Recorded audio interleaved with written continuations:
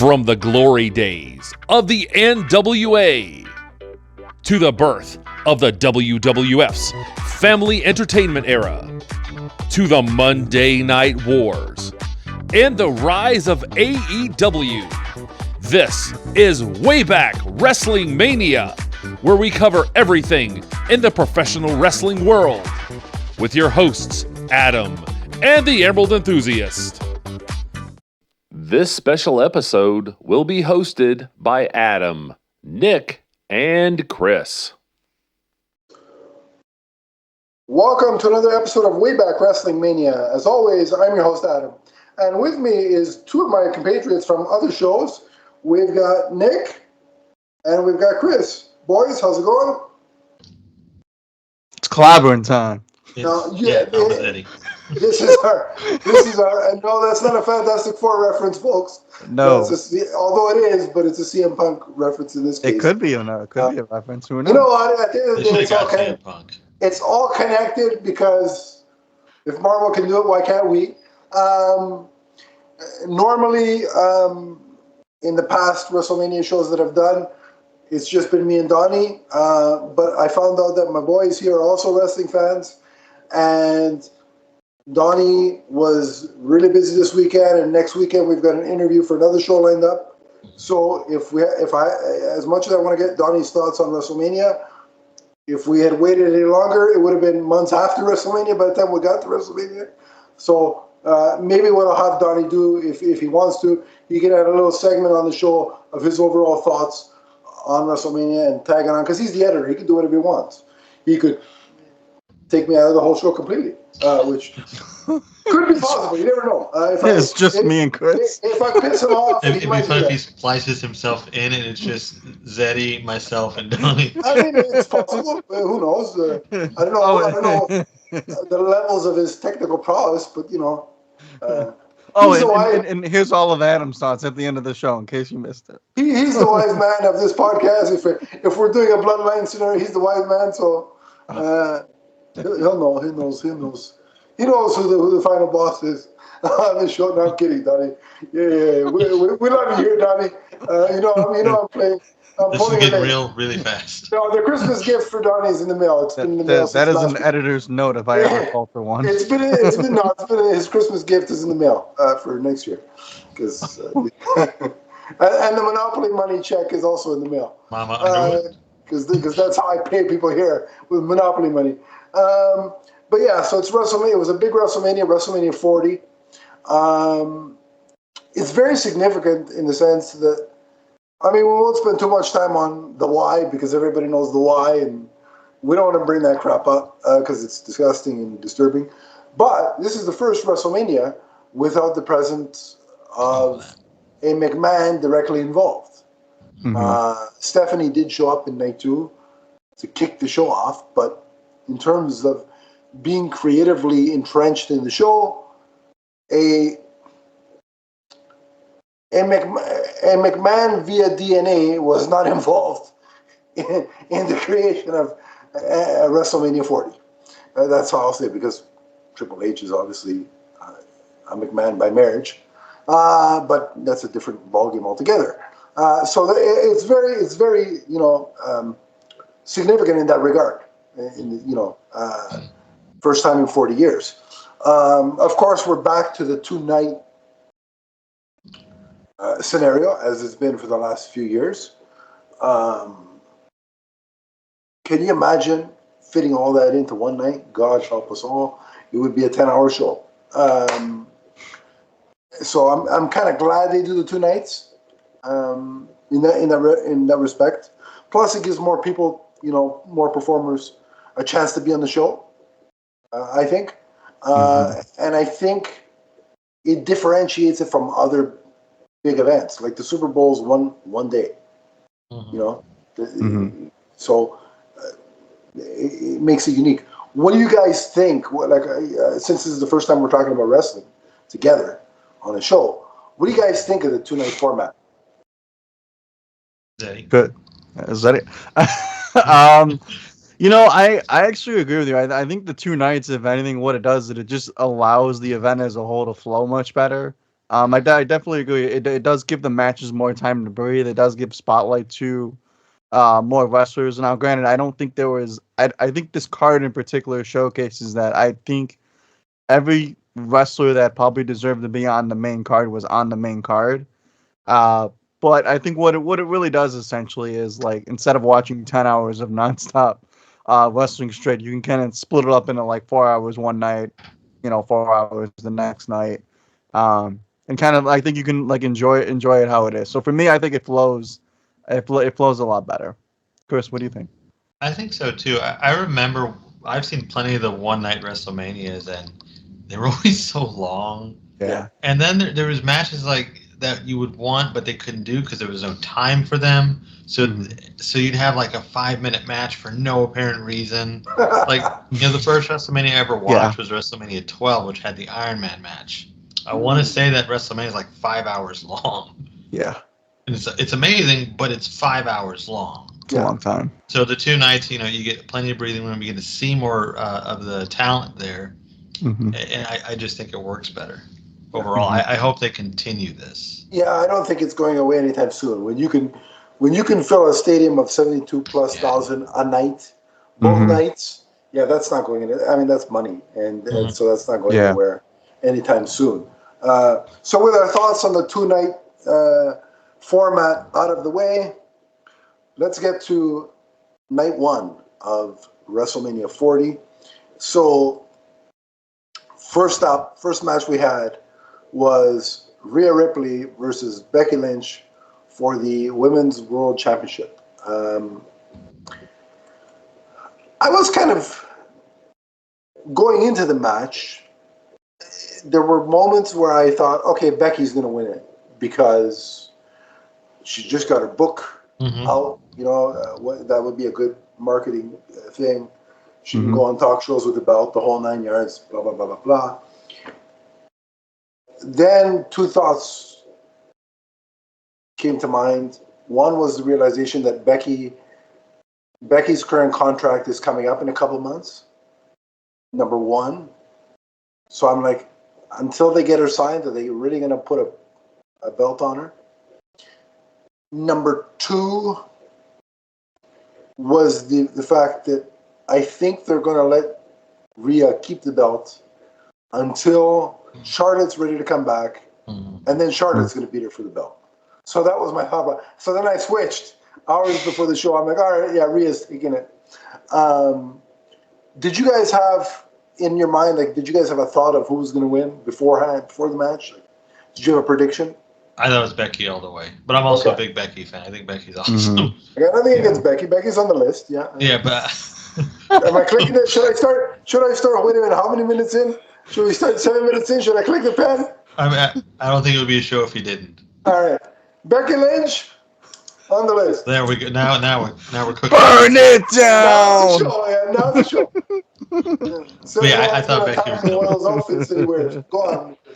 I thought Becky was really going to win. The first one, like you said, she could take it on talk shows with her and whatnot, just because I think the women's belt is a good one to keep switching around because there's so many talented female wrestlers. So why not? Yeah. Zeddy, who'd you think? Yeah, that one was a weird one for me because obviously like Rhea's been dominant for almost like the whole year, and really they've been trying to market her like just in general as like the woman, like in the post Charlotte Flair era where she's just dominating every match that she's in. She's like impossible to beat. The question with every match, like much like it was with Roman, was who's going to be the one to kind of like take Rhea Ripley down. I do think that Becky probably had the best chance to do it.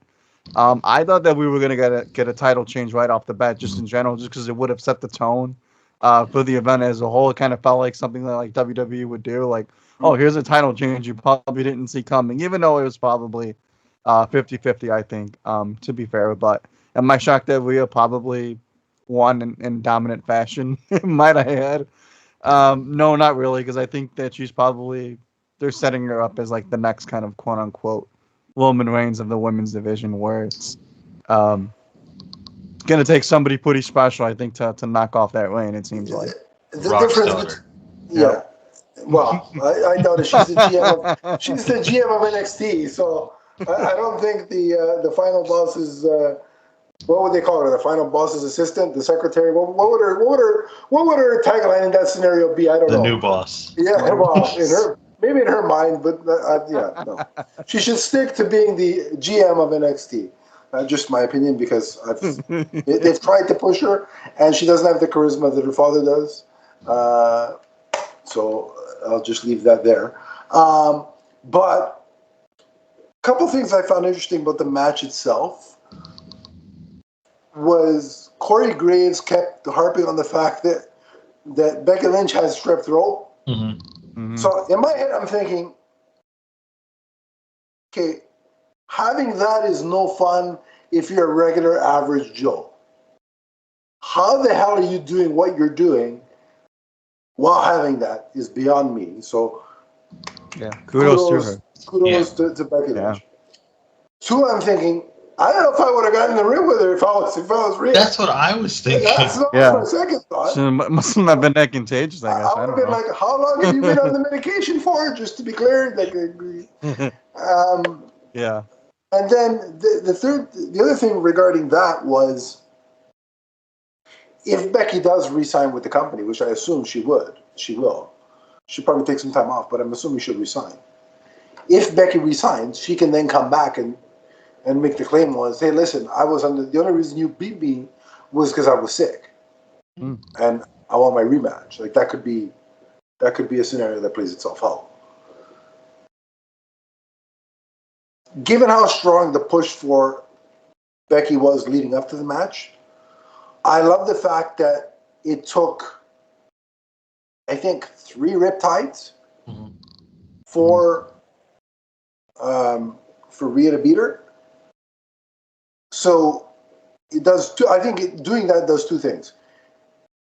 It makes Rhea look dominant. Sorry, because I don't think I've seen anybody give their finisher to Becky 3 times.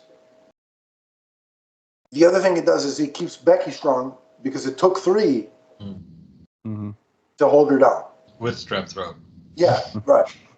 Mm-hmm. The other thing I find interesting about Becky is she does that thing where she does this kind of, she uses her opponent is hung outside, on the outside of the rope, so she does like a figure 4 type thing, Mm-hmm. and the ref's counting for her to break the hold. It's kind of a heel maneuver, like, to do that, but she's so over with the crowd. It's like that could be beneficial if they ever wanted to turn her heel. I don't know if they ever will. Mm. Well, it's kind of like, remember when Bret Hart used to do the figure 4 around the ring Yeah, post? yeah, People yeah. love that. Yeah. I Even guess though that was really kind of horrible for him to do. I never thought about that, but yeah, you're right. But I'm like, that's kind of heelish, that maneuver. Like, I mean, is there anything that particular that stood out to you guys in the match? Nothing on my end. I just remember thinking they're just letting Rhea murder Becky on live Yeah. TV. It was This- essentially a glorified squash match. Yeah. Yeah, it really was, and I didn't expect that. Also, this set the tone for the rest of the 2 nights with the constant finishers. Yeah. Like, It was Nobody's video finisher game. mattered. It was a video game. Yeah, it was just the finisher. And, Even playing the video games, like usually one finisher, if you've worked on them enough, will do it. But remember was when not the DDT used to be the big finish that nobody could Right. get up from? Yeah. Jake used to do the DT, and the And guy it was over. dead. Yeah, it was over. Yeah, it was done. I mean, Hogan's leg drop. It's a Yeah. leg drop. Yeah. A 5-star. Well, yeah, but I contend there was more to the leg drop, and what I mean by that is he probably farted on the way down, which is probably that's. But wouldn't it have come back up to him? Kind of, sort of, but listen, He really knew how to sell. he hulks up, and then he doesn't feel any of that nonsense. So who I knows? guess so, yeah. But I digress. So yeah, I mean, I guess we could rate the match. I kind of expected it to be like, I liked what they did because I just said that he kept even though it was a glorified squash match, like Nick said. I still think they kept Becky strong by the fact that she was able to kick out 2 out of 3 times. So with that, I guess we could rate the match. So Nick, go first. Yeah, Out of for 5. me, yeah. Out of 5, I'm gonna give this one like a solid 3 out of 5. I mean, not that I didn't enjoy another like Rhea Ripley dominant fashion win. I definitely think that it was one of those like, okay, like on to the next thing almost. So for me, like it was good to see kind of Rhea win in a dominant way. It still kind of set the tone almost in a way for the night. But for me, it was like that nice middle of the road, welcome to the show type match. So Right. 3 out of 5. I Chris? co-sign everything Zeddy said. 3 out of 5 for me too, for exactly what Zeddy said. Plus, I really expected this to be a more of a back and forth, Yeah. and that's Yeah. what I wanted because, like I said, I'm a big Becky fan. I also love Rhea. I Mm-hmm. know you put them together, they bring the house down. Yeah. This didn't. It was I good. don't think they've been together that often, considering who they both are. I don't think they've had too many matches. I don't think they have, but usually they have a good chemistry when they're on Yeah. screen together or Yeah. something, or Yeah. like the triple threat from Yeah. before. I mean, they do well together.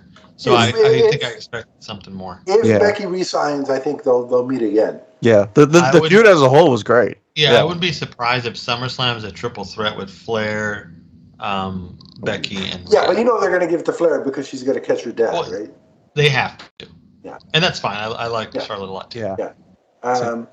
You know what? I'm going to agree with everything both of you guys said. This is a good start so far. We're all in agreement. No disagreements here, because that's what our bloodline does. Everybody knows they're, you know. I'd rather be DX. Yeah. Well, okay. Well, then we're gonna have to get some. You guys can be the New Age Outlaws. Well, yeah, we're gonna be like we're gonna start being like our truth. Start calling it. But yeah, I'm a 3 out of 5 as well. And I just want to clarify so nobody gets upset, nobody feels left out. Rhea Ripley, if she ever wants to ditch that fool Dominic Mysterio, she can, because she's also on the list. How many times am I going to do that today? That's 2 pen clicks in under 20 minutes. I think you need to have a pen in each hand so you can just click simultaneously. It's supposed to be like Roman Reigns with double belts. Wait a minute. Yeah. Does Then this he's one got work? the right idea.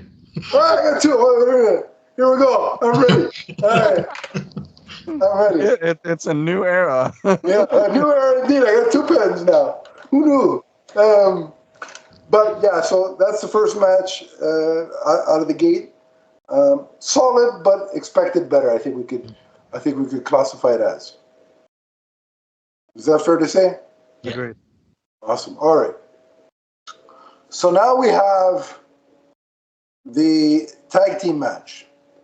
So we've got the Judgment Day, which is Finn Balor and Damian Priest, against DIY, which is Johnny Gargano and Tommaso Ciampa. I love Johnny Gargano for the simple fact that he's a comic nerd like all of us. So I thought it was Shawn Michaels. What's that? I thought it was Shawn Michaels. Yeah, well, according to our truth. Speaking of him, we have the Awesome Truth with The Miz and our Truth. And we have the New Day with Kofi Kingston and Xavier Woods, plus 2 guys that I can't stand, Austin Theory and Grayson Waller. Plus Pete Dunne and Tyler Bate. This is a lot of people in one match. It's borderline a mini Royal Rumble. And it was, I mean, it's also a tag team ladder match. Of course, WrestleMania has a history with ladder matches. You know, Razor Ramon, Shawn Michaels come to mind as still gone down as one of my favorites. But this particular match, this version of a ladder match, with all those people involved, was absolute insanity.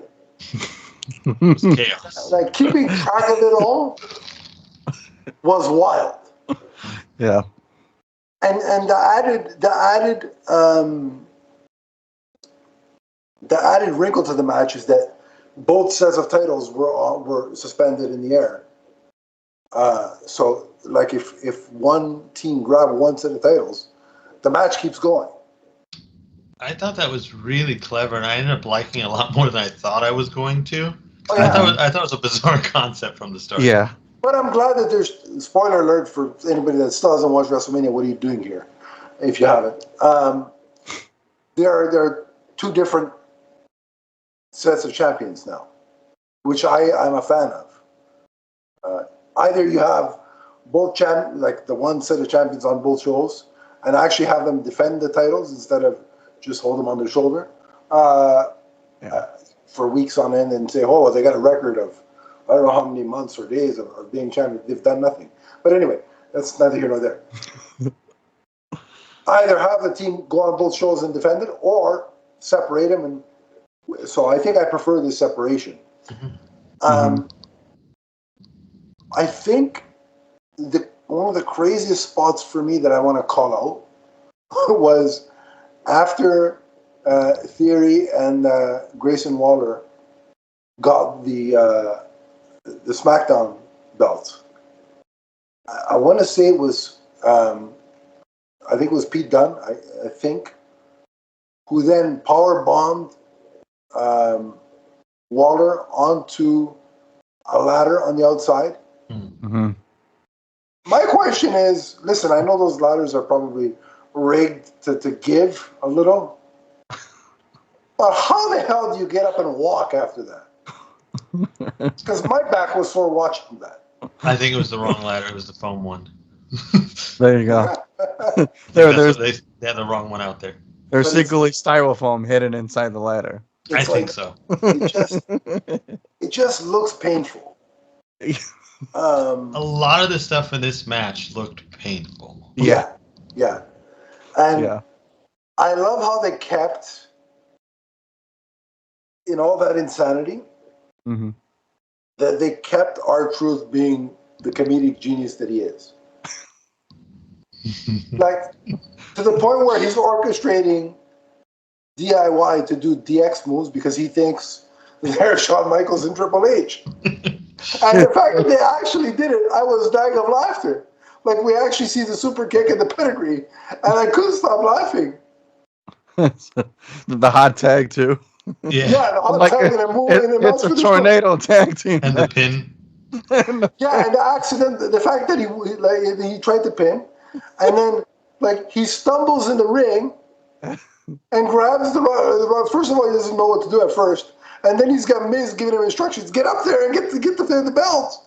Right? So, but I was just like, I didn't know whether to be sore watching these guys destroy themselves or laugh hysterically. Like I was alternating between the two. The two feelings, but again, I'm overall really happy with the outcome, especially on the Raw side, because it's nice to see. R-Truth and The Miz have arguably been there forever, so it's nice to see them both have some sort of title run going here, and so I like that. Waller and Grayson, I mean, I guess they're. Because I can't stand them, I guess they're doing good as heels. So we'll see how long their title reign is over on SmackDown. But is there any spots that I missed other than the one there that either of you guys want to call out? Chris, did you catch anything? DDT. Oh yeah. Which one? The DDT. Oh yes. That was special. That was really nice. That was a nice one. I think it was in this match. I don't know what the move is called, but Sheamus does it too, where he kind of puts him upside down behind him and cradles his head and jumps down. He made it off a ladder. Yeah. Yeah. I forgot what the move is called, but it's awesome. Which off of a ladder is insane. Yeah, doing it normally looks crazy, but doing it off a ladder, how did he survive that? I don't know. So much trust is involved in that kind of thing. I don't trust anybody to jump off a ladder carrying my head. Yeah, no, I wouldn't, but that's just me. I also want to mention that R-Truth is the MVP of this match. Oh, absolutely. I don't even like R-Truth. I don't think I've ever actively said, wow, I hope R-Truth wins anything. But he's won me over. He won me over. I was ambivalent to him. But this was good.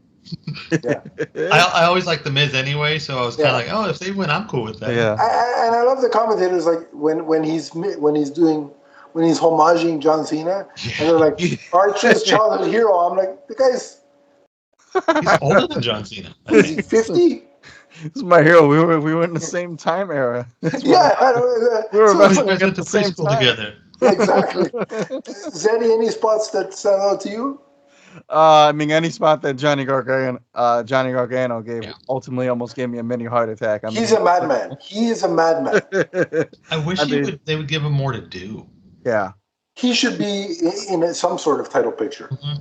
Maybe the US title, Intercontinental, one of those two. Right. Yeah. He's like perfect. He's like the perfect like Triple H guy. You would I think. think he is too small for like a world title. Or maybe create a cruiserweight belt.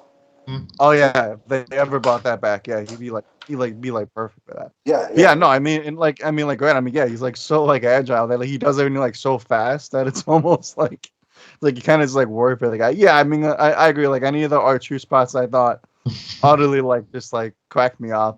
I kind of like in the same boat as you guys. I think my favorite part of the whole match was the decision to finally split up the tag team titles because it just drove me nuts. I mean, like one title's red and one title's blue. I mean, like if you're gonna have one set of titles, you got to ditch the color stream then. Like if you're gonna do that, that drove me nuts. The one thing I want to point out too, and I think Chris and I, when we were watching what our pal Emmett caught too, was there was like an interesting spot with Damian Priest that I thought was kind of funny, where he was almost like it felt like he maybe did a spot too soon, and it's like the ladder crumbled or something, yeah. and then he went back to do it, but then like that ladder was trash. Like you can clearly see the ladder was like on its way out, and he's like trying to go up there, and he's like, nope, never mind. The referee was like grabbing his leg. And they keep getting ladders, and I'm like, how many ladders are under this ring? Like, how many can you fit under there? Is it Like, just full of ladders underneath there? Is that what's keeping? Like, do they need the post? Just have the ladders keep it up. How many ladders the Undertaker pushing down there? Yeah, it's insane. And how close are they? How close are they to the heaters when they're that high too? I was curious about that. Yeah. So they were also true. Yeah. Awesome truth, actually. In fact, indeed. Ding, ding, ding. Well, with that, I guess we can go ahead and rate the match. So, Nick went first last time. Chris, go for it. I actually give this a 5 out of 5, surprisingly. I really didn't have any expectations going into this, but like you mentioned earlier, we all know WrestleMania means tag teams and ladder matches, so it's going to be cool. It surpassed my expectations, got some cool spots, got plenty of laughs, and I don't know why I'm an R-Truth fan now, so 5 out of 5. Nick? Yeah, I'm gonna give this one a 4 out of 5 for the match as a whole, because usually ladder matches are always the most fun, or one of the most fun aspects of WrestleMania. But I'm also a 5 out of 5 on the title change, like the SmackDown getting new titles, Raw getting their titles. So I'm like of two minds in the rating. So 4 in the match, but 5. I love the title changes. I'll split the difference and go 4.5 out of 5. How about that? Is that for R-Truth though? Yeah. An extra half for R-Truth later. But look, honestly, when guys like that are willing to put their bodies on the line and their health at risk to entertain me, to give them anything less than that would be a disservice. So, congratulations to them. Hope the ice packs were working, and hopefully they weren't too injured after the fact. They're. I don't think anybody was wrestling a hardcore match on Monday night. Absolutely not. Yeah. So, third match of the night, we've got Rey Mysterio and Dragon Lee versus, which wasn't actually Dragon Lee. I don't know why it was supposed to be Dragon Lee, but then it ended up being Andrade against Santos Escobar and that loser Dom Mysterio. And why I say that is because it speaks to his character work. Because I can't stand him, and he's doing his job. So, what did we think of this tag match? Chris? I didn't like it. I thought it was. I just didn't like it. I think the only things about it I did enjoy was when Andrade was in the ring doing something. Yeah. The other three could have just went home. Yeah. I really don't like Dominic Mysterio. I know that's his job, but I don't even think he's good in the ring.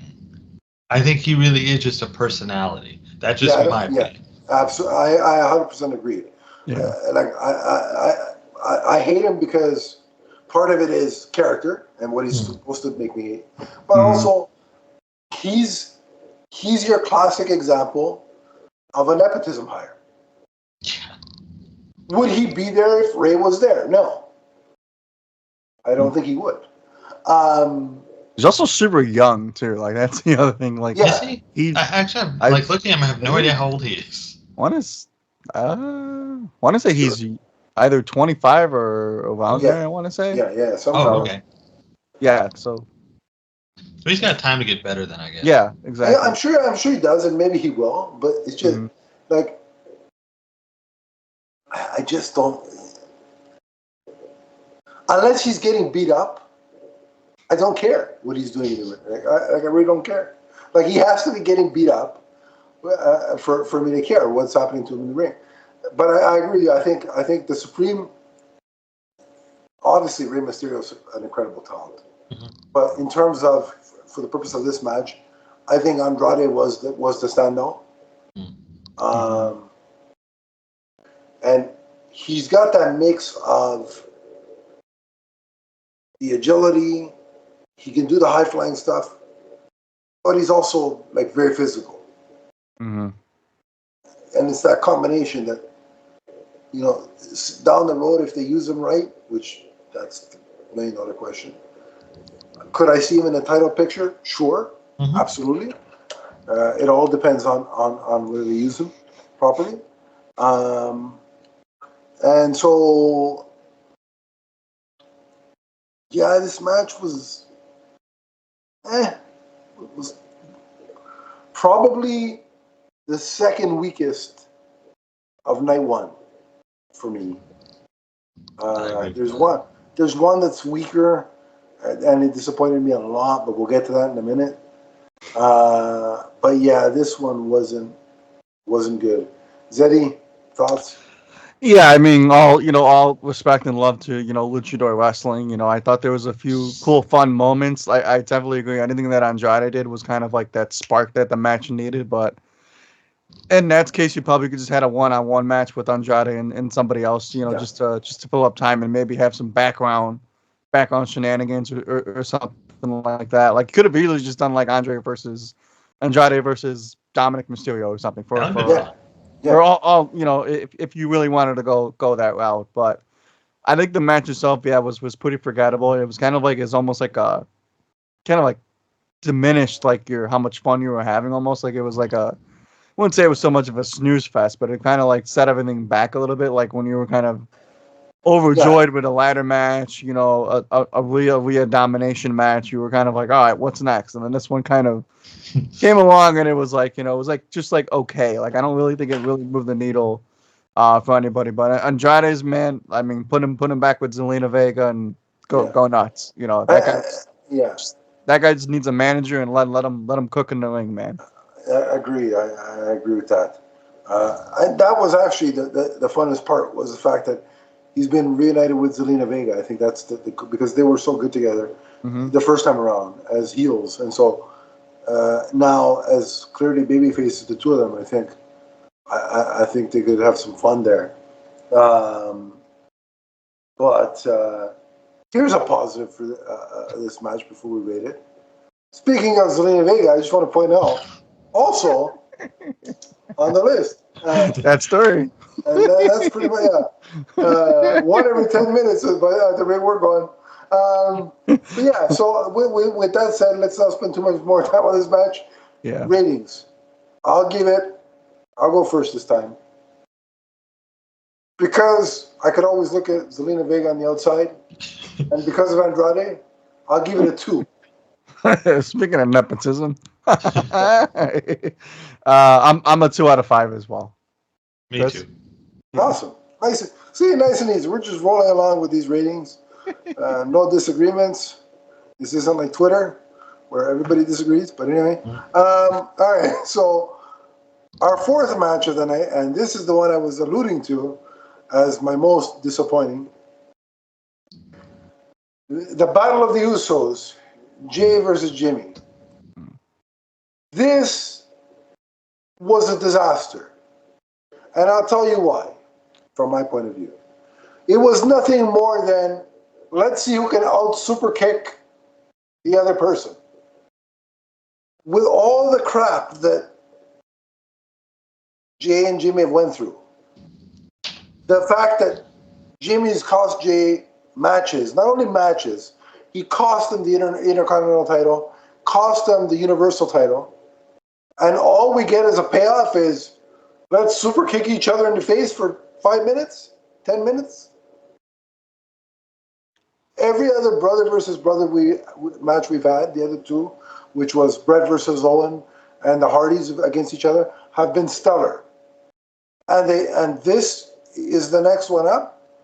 Absolutely an utter disappointment.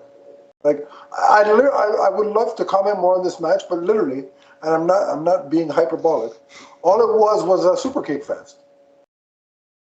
Which is like, this was actually Shawn Michaels' finisher. They keep standing up from this like it's nothing. Nobody does it like HBK. No. but what I'm saying is, it's like, I'll be groggy for 2 seconds and then I'll kick you in the face. Like, The Undertaker made a joke on his podcast, or I think it was on his podcast recently about that. How the tombstone was always protected, but the super kick has become, it's everybody's got it. Imagine like mimicking getting your jaw literally kicked straight and like you like kicking somebody straight into your jaw and then you kicking out. Like, I'd be like crying my eyes out. I'd be like, oh my God. I'm pretty sure you'd be unconscious. The way they do it, they just stumble back and then kick the other one. Sell it. That's what I mean. So I'm like, kick me harder. Yeah. You next. Again. This match my jaw's supposed to be broken. Screw that. We're fine. This match was crap, man. I only got 2 teeth kicked down my throat. Again. I think for me that this was like it was a weird one to kind of follow too, because I think the brother versus brother angle, for me personally, it rarely ever works. Just like from a general storytelling perspective, I think you hit the nail on the head with like, it worked for Owen and Bret. It worked. I don't even want to say it maybe might have worked for Matt and Jeff, because I feel like that was such like people love them together. Yeah, but it was entertaining at least. But it was entertaining. But then like you saw how quickly they reunited. Like that wasn't like a feud that lasted like that long. So for me, it's like when you're taking it from like a drama storytelling perspective, it's like in real life, if you're going to compare real life to wrestling, nobody really wants to see brothers fight in a way too. Like, it's like families fight, sure, but it's like, nobody wants to see like full like, full throttle brother. Let me punch my brother in the face. Mother. I mean, like that, The Cody Dustin matches are supposed to be amazing. I haven't seen it, but I've heard they're amazing. But they made up by the end, right? They are. They're bloodier than a horror match, but a horror movie. But there was a story there. Like Dustin never wanted his sons to fight, so it was like, we put on a great show, but what did we do? So it was like there was a resolution in that. Whereas this one, clearly, I'm sure the brothers are going to reunite somewhere down the line. But yeah, it's just for a push triangle. Fast back and forth. I'm like, I don't know. Could have ordered a pizza and called. Could have. This was. Here's what this match was. It was, if you got to take a leak, now's the time. You've got 10 minutes. Yeah, which is a shame. But I mean. Yeah, it's a shame. But yeah. I expected far better from those two. Yes. And from that feud. So way to go, main event, Jey Uso. Yeah, that's not a main event. That's not even a let's do this in front of 10 people in a flea market kind of match. I've seen those matches. They're better than this. Yeah, exactly. So let's not waste any time. Nick, what's your rating on this? Yeah, I'm a 1 out of 5 on this one. Unfortunately, it's a stinker. Sorry, man. Chris. I don't want to give it a 1. This is less. This put both performers back a lot. He gave it the 0.5. Wow. Yeah, this was terrible. Yeah. Well, you guys are both nice. I ain't even giving it a 0.5. This is a 0. Oh, we could give zeros? Okay, yeah, it's a 0. Yeah, this is an unwatchable 0. Yeah, this is a 0. Like, I mean, they didn't have any like. Is there any multiverse wife of mine in the bloodline? I don't think so. Actually, No. you know what? I'm gonna recant my rating.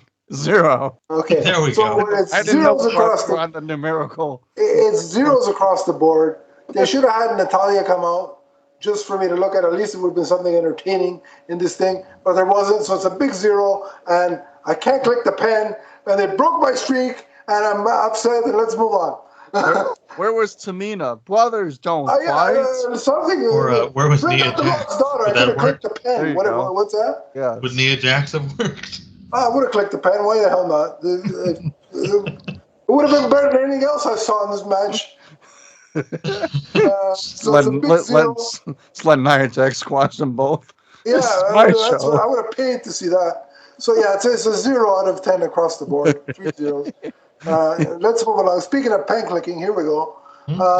We've got Bianca Belair, Jade Cargill, and Naomi versus Damage Control, which was Dakota Kai, Asuka, and Kairi Singh. I got to tell you right now, that trifecta of Bianca, Jade, and Naomi, what an incredible trio. They, just from their entrances, you look at those three and it's like, yeah, these three are unstoppable.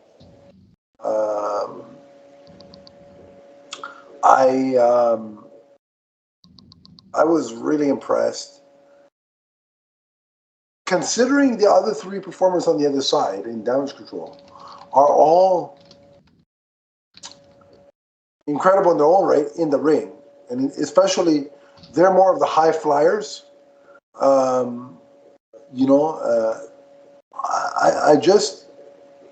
knew that Bianca, Jade, and Naomi were going to win. That was my preconceived opinion going in, just because this is Jade's first WrestleMania. You're not going to have her lose.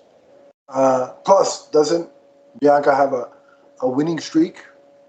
I think she does. At Mania, so unless Brock Lesnar's daughter joins the WWE, I don't think they're going to have it broken anytime soon. But yeah, just what amazes me is, especially from the standpoint of Bianca and Jade, how physically strong those two are. Like, either of those two could beat the crap out of me. No, I mean seriously. Like, Fair. I wouldn't want to go up against those two. They're just physical forces. What I liked about to me, it always gets me. It's a simple little thing, but the smack with the hair and the sound that makes,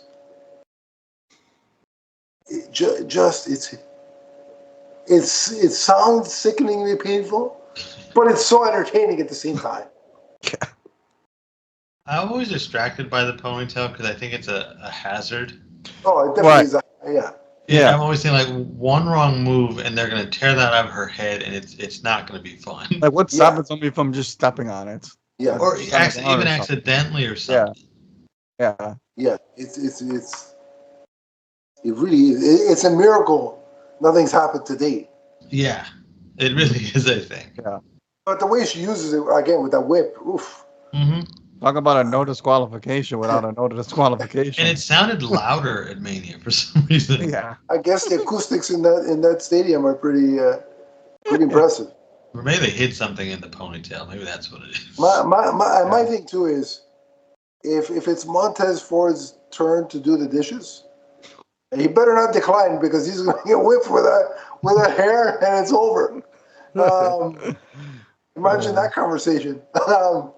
He's going to stand at the other end of the house just to have that argument. But I like them as a team, but just seeing how powerful both Jade and Bianca are, I'd love to see them go one-on-one. That would be a hell of a match. Yeah. And Jade, the move that kills me with Jade, I think that's really impressive, is when she has the person up and then drops them on their face. Because she just carries them around the ring. It's like nothing. And I'm like, we're talking about a human being that's probably 115, 120 pounds at least. That you're carrying around like she's a Cabbage Patch doll, to quote my age back in the. It's ridiculous. And to top it all off, Jade Cargill looks like a comic book superhero. So it's like Storm come to life. Yeah. It's like, there you go. I mean, I don't know if she can act, but from the physical standpoint, holy Jesus, she looked like Storm. Mm-hmm. Yeah, maybe just let someone dub the voice and we're good. Yeah, like Kevin Feige. There you go. Take off the hat and make a phone call, because it might do you good. And listen, after what they put Halle Berry and whatever the other girl's name, Alexander Shipp. After what they did with those two, you might as well hire a sports entertainer, because what they gave Storm to do, what's the difference? There was nothing there. So I'd rather give Jade a try if that's what you're going to do. At least you could throw around Toad if he's in the reboot or something. I don't know. But yeah, I mean, again, it's like I just and I think there was a suplex from Bianca. Mm-hmm. That, again, just in the suplex position, just carrying the person around like it's nothing. And I'm like, how is that even possible? Like, I get there's some help from the other person on the other side. Yeah, but it seems like to lift you up and whatever. But still, you're carrying around another human being. I can't imagine, like, in the suplex position, that's all, I guess, the person who's like Bianca, for example, that's all her. Yeah. All the person who's being held up can do is try to stay straight. Yeah. Right. To even out the weight, but still, you got to have the strength to hold them. Yeah. Like, I remember holding my nieces and nephews when they were babies and putting them to sleep. My arm was numb after 2 minutes. Not easy carrying another. Are you done? Are you done? Like, are you sleeping yet? Can I put you down? There's a difference doing a bear hug and then actually lifting somebody like over. Yeah, it's insane. Yeah. And then wasn't there a spot where there was like, I want to say it was Jade, might have been Bianca though, where it was in the corner, and she grabbed all three members of Damage Control, and it was like some sort of power bomb kind of maneuver with the three of them. It wasn't exactly a power bomb, but it was like there was a moment in the corner where all three members of Damage Control were taken out, and I think it was Jade. Mm-hmm. And it's just her, like, she's had such a amazing debut in the brief time she's actually been in the ring, actually having matches. And I hate to say, like, do the comparison, but if you compare her debut in WWE to formerly known as Sasha Banks in AEW, like, it's night and day ridiculous. Like, it's ridiculous because I've changed the channel every time Sasha came on because it was just so boring, and her character was literally exactly the same compared to Jade's debut. It's like night and day. It's like, and again, I hate to make the comparison, but there it is. It's like, an example of how to book properly on one hand, an example of how not to book on the other hand. So it's like, I'm so impressed with Jade in this match, and also Bianca. Naomi was okay. I'm not so, again, Naomi. I think she's outclassed. Yeah, she definitely. No disrespect to her. She's decent. She's entertaining, but again, it's a different level than Dom Mysterio because she's better in the ring than Dom Mysterio. But again, if her husband wasn't also part of the company, wouldn't Naomi be there? I don't know. Because so. She was outperformed in this match Well, also though, she was with some of the best they have to offer. That's true. Like Yeah. she's like mid card, and I Yeah. mean Jade has only been in 2 matches, but she's already top No, tier. Jade's gonna be Yeah. women. Jade's gonna take one of the titles. I don't know which one it's gonna be. Right, and Bianca's been there before. Whichever one Charlotte doesn't Those have, Naomi. that's the one. That's the one Jade's gonna take. Yeah. I'm glad that they beat Damage Control because I think all three of those Damage Control girls can handle themselves and be great performers. But my issue with them so far is, there's always that interference for them to win a match and whatever. Asuka's spitting the mist into people's faces, and it's like all three of you are talented enough to actually win, believably win a match in the middle of the ring on your own. Mm-hmm. That kind of stuff kind of devalues you as a performer, I think. In that case, when you're that good, when individually you're that good, but you're in that group that requires you to have those the dirty finishes and all that jazz, I think it devalues the three of them. So it's like, I was glad to see them get beat. With Bailey gone and spoiler for night 2, doing what she did, I would like for that group to kind of disband and have the three of them just be on their own, doing their own thing. I think it's time. Is there anything that I didn't mention that you guys want to call out for the match?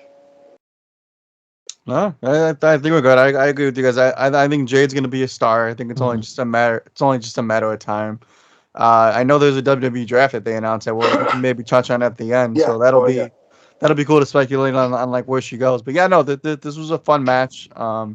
She seems to be used as like an attraction star right now. Like she's being used for like attraction based stuff. So yeah, no, cool. I had a fun time with this one. This was cool. All right, then let's go ahead and rate it. Chris, thoughts? I'm gonna go with a 4 on this one because it was pretty entertaining, and I really like seeing the way they're using Jade as kind of this superwoman figure. Yeah, I like that. I like Damage Control. The only thing I would say is it just Naomi was outclassed. It's kind of like you watch Batman Begins. You got Bale, Oldman, Morgan Freeman. There's Katie Holmes.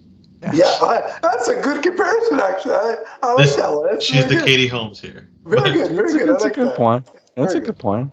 Zeddy, what's your rating? Yeah, I'm a 3.5 out of 5 on this one. This was pretty fun. I liked it. Yeah, I'll give it a 4, mainly because I was so impressed with Bianca and Jade. Mm-hmm. I mean, those two, they get 2 stars each, basically. And it's one way to look at it. With the people in this match, the pendulum's coming back out. We're doing the double click. So we've got Jade and Bianca, both on the list, and Dakota Kai also on the list. So 3 clicks in one match, and we're for the people watching, that's a total of 6 right now. Is that a record per show? Absolutely. Right now we're at a record. This is a record. This has got night 2. It's WrestleMania 40. We got to set records in this show. Sorry. Well, I mean, Triple H isn't here to announce, so we got to do it. Yeah, that's right. We had a record pen click tonight. Yeah. We're going to get the final boss to come out. Most pen clicks we've ever had. Yeah. Set records. Really, really is. All right. So now we've got I think this was the last 2 matches of night 1 were my favorite on the card. Gunther versus Sami Zayn for the Intercontinental Championship. I'm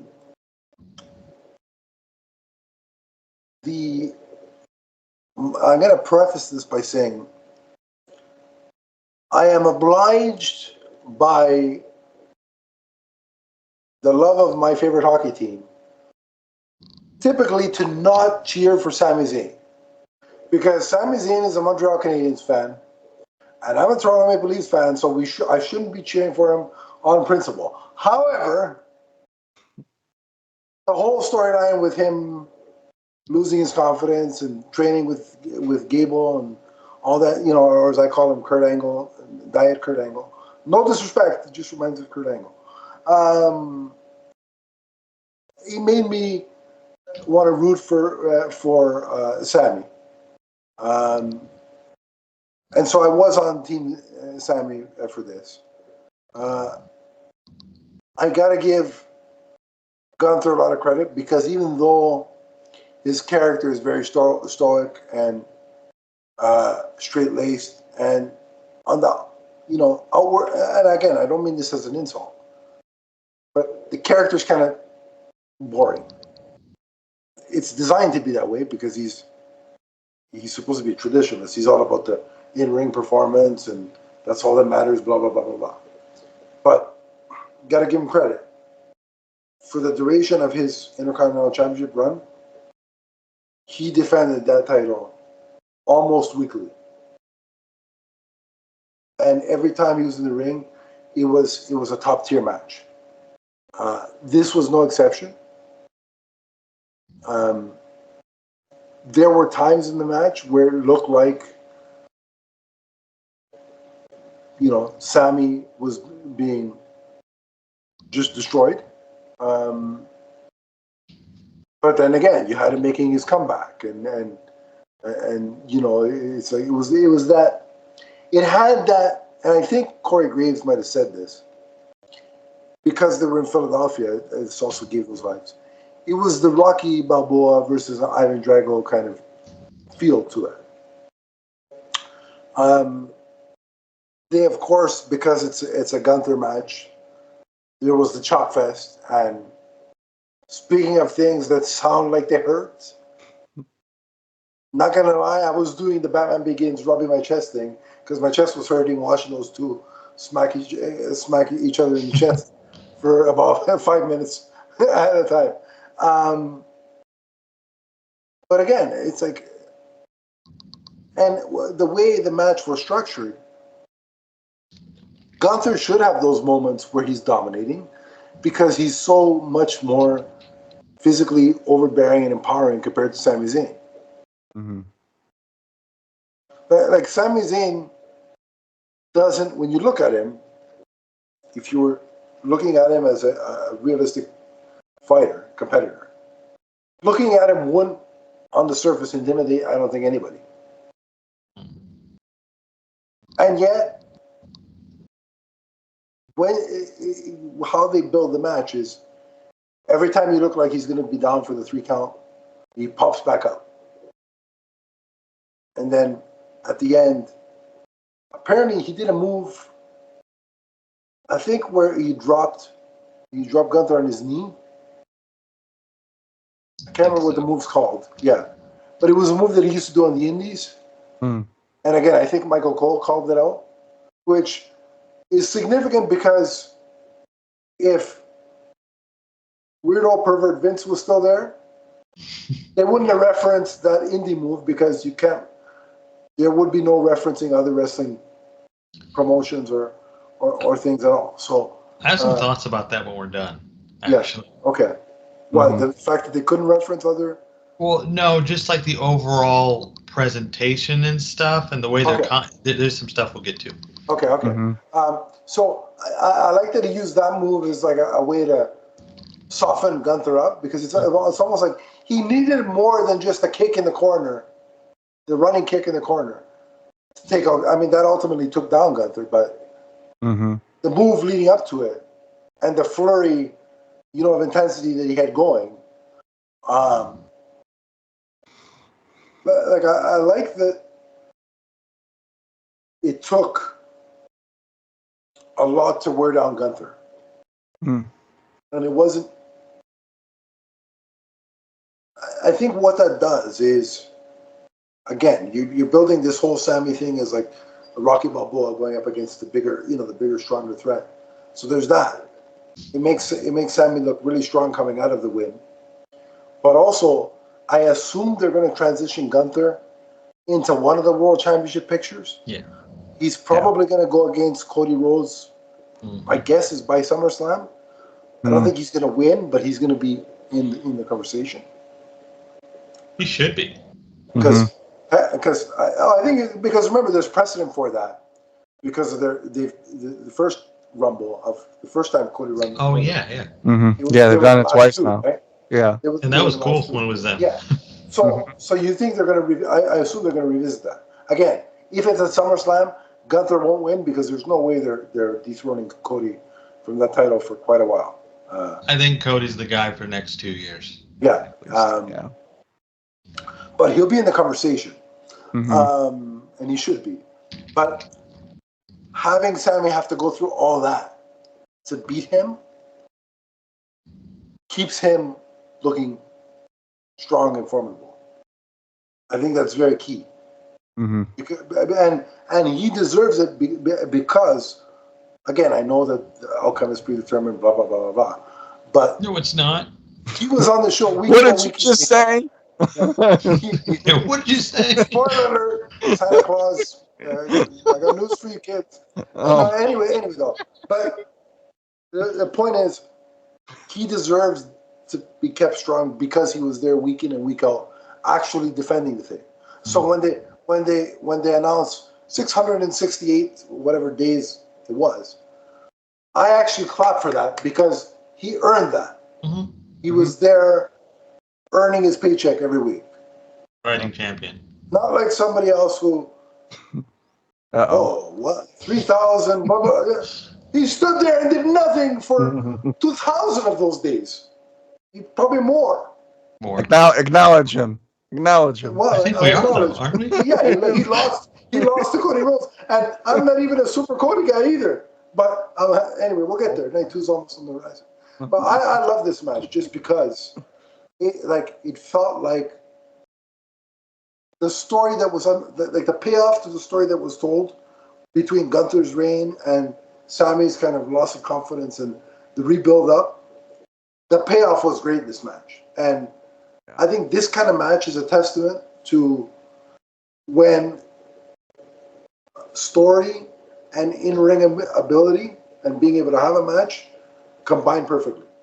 Mm-hmm. That's the kind of match this was for me. Anything that you guys want to key in specifically? I thought the match was paced really well. Just in particular, I mean, yeah, it was your classic. The irresistible force meets the immovable object. So in that regards, I thought the match, it wasn't just like my favorite match of the night. It was one of my favorite matches of the entire event, just as well. Just because I really wanted to root for Sam, like I really wanted him to win. Just in general, because I feel like what they've been doing with him ever since he got into Bloodline stuff, I thought has been utterly fantastic. They obviously they set the tone with Kevin Owens, kind of telling him, you go get your title, this is your time. That was cool. Obviously, when he went over to his wife and his kid, that's always that's paid for baby. It's a bad omen. Yeah. But no, just in general, I love seeing the Intercontinental Championship have a high profile match too. It's one of my favorite championships, just in general. So hopefully Sammy kind of carries what Gunther did with that belt, which I'm sure he will. So yeah. There you go. I don't think I was allowed to root against Sammy because Zeddy would have killed me.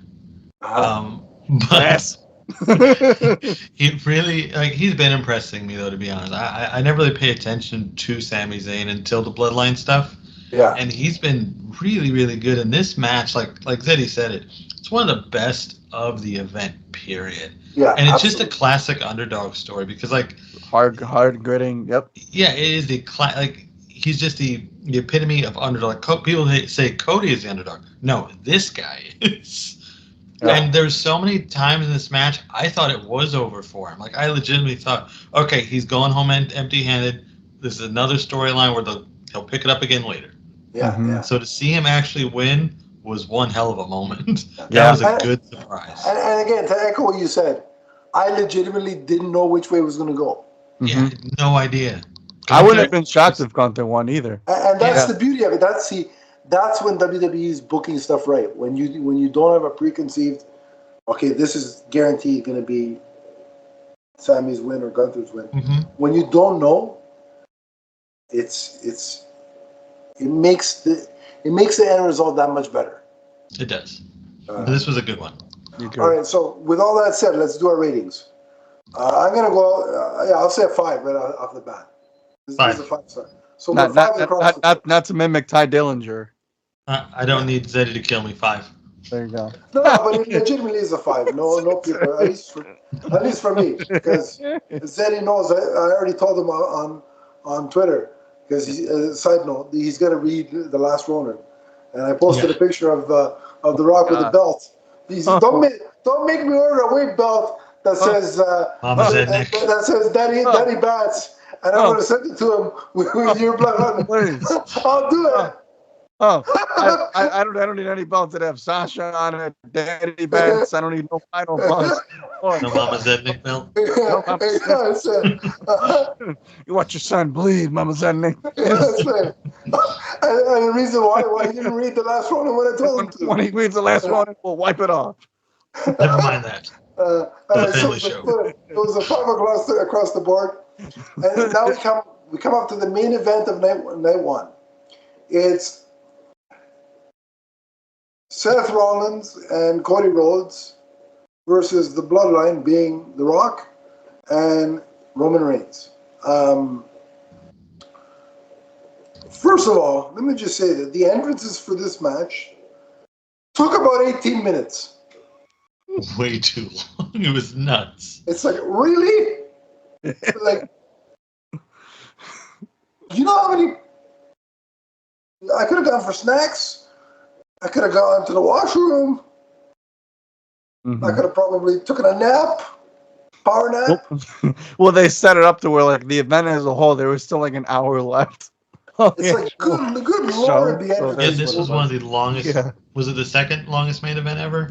Yeah, they said it was over 45 minutes. I think it was like 44 minutes and change. Yeah. But the entrances took 18, so make of that what you will. I was invested in this match, though. I knew the outcome. I think everybody and their mother knew that Cody and Seth were losing. Because you're not going to have the Rock's in-ring return, whether he's babyface Rock or heel Rock. You're not going to have his in-ring return after 8 years. Be a loss. So that's number one. Number two, you know they wanted to stack the odds against Cody even further. So you knew this wasn't going well for Cody and Seth. But I really enjoyed the match because what it did was, up until that point, it emphasized, again, in this case, more so the final boss version of The Rock. They really hammered the point home that, hey, listen, they blurred the lines of storyline and reality with this guy owns 30% of the company. Mm-hmm. Mm-hmm. So there's a moment in the match where I don't know if it was, I think it was Cody was on the outside. Yeah, with Cody. And the ref was gonna start counting, and The Rock's like, if you count, you're fired. Yeah. So good. And it's like, part of me is pissing my pants laughing because he just told the ref he's gonna fire him mid-match. But also, again, it sells the point home that, like, when you take it out in context, he does actually own 30% of the company. So theoretically, he could do that. Like, if this was a real thing, he could instruct his employee to do what he says. I think that really was one of the coolest aspects of this match, because if you think about it, whenever Shane has been in a match or Vince has been in a match, that was never really a thing. Like, they wouldn't threaten the referee. Yeah, or even if they did bend the rules, they did it behind the referee's back. It was never in his face, whereas with The Rock, I will fire you. And he cursed at him, too, which they didn't censor, which is interesting. Because it's on streaming. It's Peacock, right? Well, no, even the replay, because I had to watch the replay of this match. Oh, right, okay. They did not censor it. Everything else is censored. That is not. Unless they did it now. Yeah. It's great. The other thing that I thought was interesting from The Rock's point of view, he does take some bumps in this match. So it wasn't like, I'm just going to stand in the corner and come and use the weight belt to whip Cody every couple of minutes. Like, he actually got in the ring and he took a rock bottom onto a table, or the announce table, from Cody. So it's like, the thing that I instantly thought of was that, okay, Dwayne Johnson, the sports entertainer, is a lot more willing to compromise and acquiesce to help put another performer over. Whereas if this was Dwayne Johnson, movie producer of Black Adam, I knew this was coming. like it's two different guys. But okay, you and I have harped on about this a lot before, Adam, and we're in agreement. But I think maybe part of this was he understands where he's at now. Yeah. He's back down to earth. Yeah. Because I was also really surprised by what he allowed them to do to him. Right. Yeah. I was also surprised that he was in ring shape.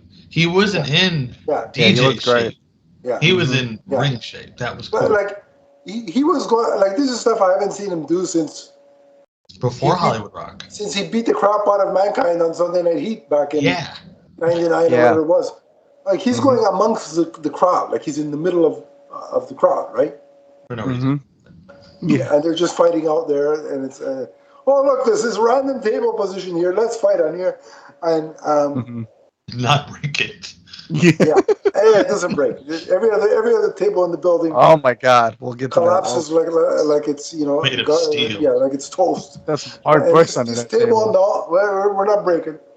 And the other thing I liked that he did was, well, two things. He took a rock bottom from Cody, so his own move. Then, in the midst of the first attempt at a people's elbow, he takes the Cody cutter, right? Mm-hmm. Cody gets up and does the thing.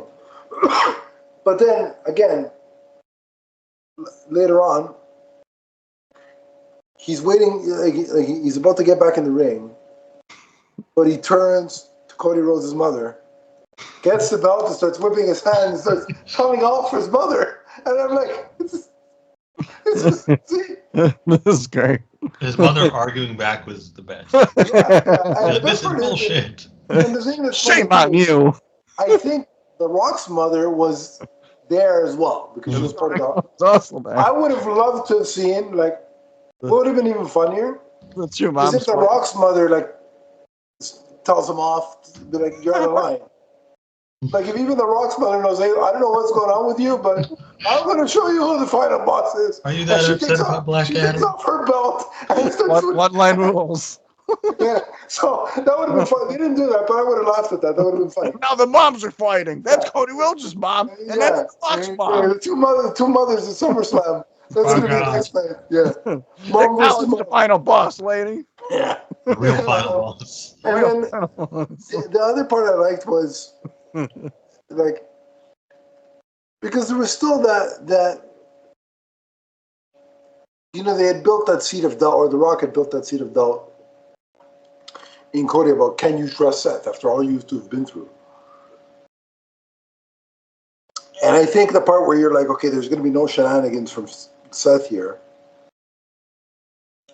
was when he pushed Cody out of the way when Roman went to do the spear, and he speared The Rock. And again, that in and of itself was impressive for the sake of, I'm thinking, after Sunday night, you've got to go back and film a movie. Mm-hmm. And you're taking a spear now on top of a rock bottom onto a table. Which was great. And I'm thinking,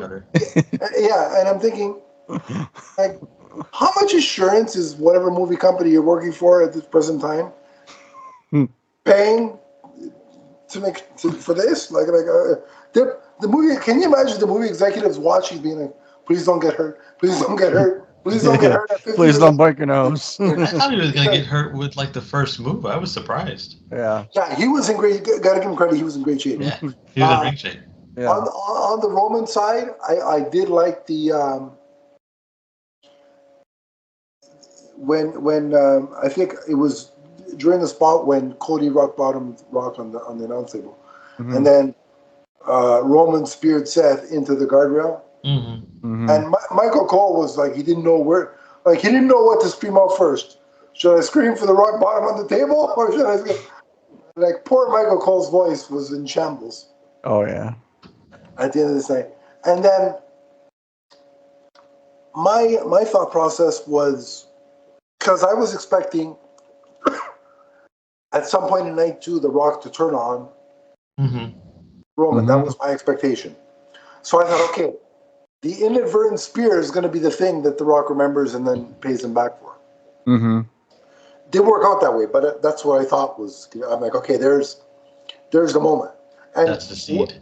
Yeah, and what further kind of cemented the thought process in me was after Roman speared Cody in the middle of the ring, and The Rock holds his hand up for the tag, and he's kind of looking at him like, tag me in. Like, authoritatively looking at him like, you better tag me in or I'm going to beat the crap out of you too. So he tags him in, and then we get the rock bottom and people's elbow. And then we get the scene where Cody's again in the middle of the ring, sitting there crying like he was last year. I mean, which is good symmetry. No, I'm not making fun of him. It's good symmetry from last year's event to this year's. But that match had me invested again because in the few short weeks that forget about the previous build-up of last time Cody faced this match was more, forget about tomorrow night. It's what The Rock and Cody built up in 3 weeks, in the span of 3 weeks. So it just reminds you, got to give Cody credit for his part in the whole thing, but how good The Rock is to come in that short of a span of time and build up that tension and animosity and like that fervor to see this tag match. And even though we all knew the outcome, I thought the payoff was solid. Anything else you guys want to add? I mean, I give The Rock credit again for being probably the highlight of the match itself. I mean, he looked great. I mean, he did. I mean, I think he does deserve his flowers a little bit for understanding the assignment too. You know, he was really all in on the Cody angle, man. I mean, like, you can definitely tell, like, he really wanted to, like, really sell it, man. I mean, so, like, just kudos to him. It was such an entertaining match just in general because, like, you probably knew the outcome of the match. Like why would WWE give their biggest babyface the easiest night in night 2 by not having any interference, letting him have a cakewalk of a match? Like, of course, you knew that Roman and The Rock were probably going to win. They were going to give Cody the ultimate test. So it was like, could the match be entertaining? And thankfully it was. So I even love what Seth did, actually. But I have more to say about that in night 2 than I do in night 1. Okay, all right. I'll save a lot of that. We'll be talking about Seth shortly, so So this was awesome. I was really impressed by this match because I think going into it, I was excited anyway, but I really wasn't expecting much. I really thought it was going to be Cody and Roman kind of going at it, and then Seth and The Rock would be on the sidelines because they got to save themselves. Rock can't get injured because of movies, and he's old or older, and Seth is already kind of broken, and he's got a big match the next night. So that's what I thought it was going to be, and when it wasn't, I was like, "Whoa, this is awesome!" He was selling that knee too. Yeah, he was, and The Rock was great. All the way the flow of the match was. Plus, I got a new favorite meme out of this. When The Rock gets speared, he's never shown pain like that in anything he's ever done. Somebody's got to do a meme of him looking at the box office for Black Adam and make it, and that like him sitting in a chair and.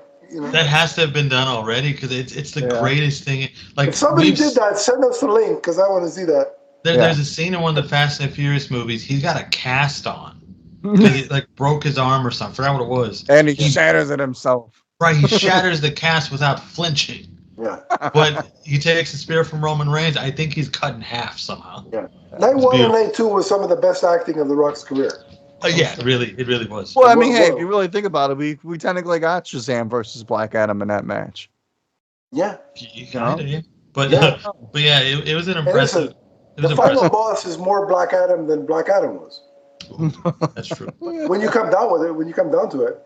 I think this is the only spot I really wanted to mention, though. The double super kick into the double pedigree. Yeah. Very cool. That was cool. That was cool. Triple H was getting shout-outs the whole night long, apparently. Yeah. Mm-hmm. They were Between kissing all the green and black and all the pedigrees and triple kicks. The green and black was My pretty. lord. It was on the nose. Yeah, that was My lord. there was no disguising that. All right, so let's go ahead and rate this. What would you give it out of 5? I'd give this one a 5. I thoroughly enjoyed it. Yeah, it's a 5 for me as well. Chris? Yeah, 5 for me too. All right, so that brings a close to night 1 of WrestleMania. We're going to take a quick break. On the other side, we'll come back with night 2. So stay tuned. Be right back. What's up, everyone? It's the Emerald Enthusiast. For all of your multiverse viewing and listening needs, check out our shows, which include Teenage Mutant Ninja Turtles, Ghostbusters, Power Rangers, the Marvel Universe, and the DC Universe, including the Emerald Echo podcast. You can check us out on Podbean, and remember to subscribe right here on YouTube. That's the Multiverse Musings Podcast Network. From the first podcast to the last. And we're back, and we're here to talk about night 2 of WrestleMania 40. So we kick off with more fan service for Triple H because Stephanie McMahon comes out and introduces WrestleMania, does the whole "Are you ready" thing, the homage to Triple H, and we're off and running with night 2. And night 2 begins with the World Heavyweight Championship match between Seth Rollins and Drew McIntyre. First of all, Seth Rollins' entrance looked like a Teletubbies episode on drugs. I don't know what was going on there. I still don't know what was going on. Seth, CM Punk was on commentary, as we had already been made aware that he would be. I've been loving the build to this match. I think Drew McIntyre has been doing some of the best work of his career with this angle. Some of the funniest. Like he's the wrestling iteration of an internet troll where CM Punk is concerned. And it's some of the funniest stuff he's ever done. DM Punk. Yeah, that was hilarious. The first time I heard it, I couldn't stop laughing. But this match pretty much was the equivalent, different result, but the equivalent of what Becky and Rhea was. Like, large part of it was because he's banged up from the night before and pre-existing injuries. Seth was getting the crap kicked out of him 3/4 of this match. Mm-hmm. But again, importantly, didn't it take like 3 Claymores? I think it took more than 3. Mm-hmm. Might have been 4. You might be right. It was a lot. It was a lot. I mean, finisher fest, the whole 2 days. Yeah. But there was one part of the match that had me rolling, which was Drew's on the outside. He goes to the barricade, grabs the fan's phone, seemingly checks his Instagram. Yeah. Right? That was his wife. It was his wife. Yeah. Okay. Grabs his wife's phone, takes a picture, checks his Instagram, and then gets back and continues on with the match. He actually sent out a tweet, we found out. He tweeted during the actual recording work. And then, but didn't he get suplexed on the floor for his trouble? I think that was one of the rare times where Seth turned the tables on him. Something happened right after. I forgot what it was, but after. Yeah, I think it was a suplex on the floor, on the bare floor, and I'm like, every time they do that, it's like, okay, but that's concrete. Like, do you know what's happening to your spine? I'm curious how they do stuff like that. Yeah. It looks like it hurts when you're watching it, but then I'm sure it probably feels a lot more. I'm sure but I mean, feels how does smoother. that not? In what world does that not hurt? Like you're getting dropped on your back Sure. on concrete. And I would imagine, like, even though they're guiding you down, it's got like everything they do has to hurt at least a little bit. Yeah, You're still falling on a part of your body. Right, No matter it's what you gonna look at. hurt. Like people say it's fake, it's predetermined, but they're still getting hurt. Yeah, and when they're on concrete, it's a whole new thing. I'll resign the fact that it's predetermined, of course. Yeah. But to call what they're doing fake is like they're still getting hurt. Yeah, it's rude. They're not intending. If you touch a hot stove, you're still gonna get burned, man. Yeah. They're not intending to hurt each other, but the intent is not. Let me put you in a hospital, but yeah. Well, I think for some of them it is. They're still hurting each other. There was also the point in the match, and this ultimately, in a roundabout way, cost Drew McIntyre, even though he won the title.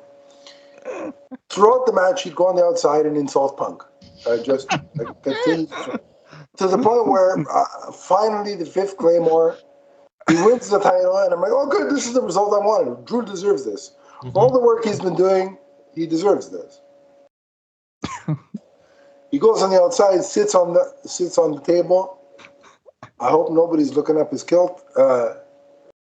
He even mentions for the last couple of weeks, whenever he would sit down in the middle of the ring, he'd tell the cameraman, "Don't look up my kilt, perv." For the last couple of weeks, so that was funny.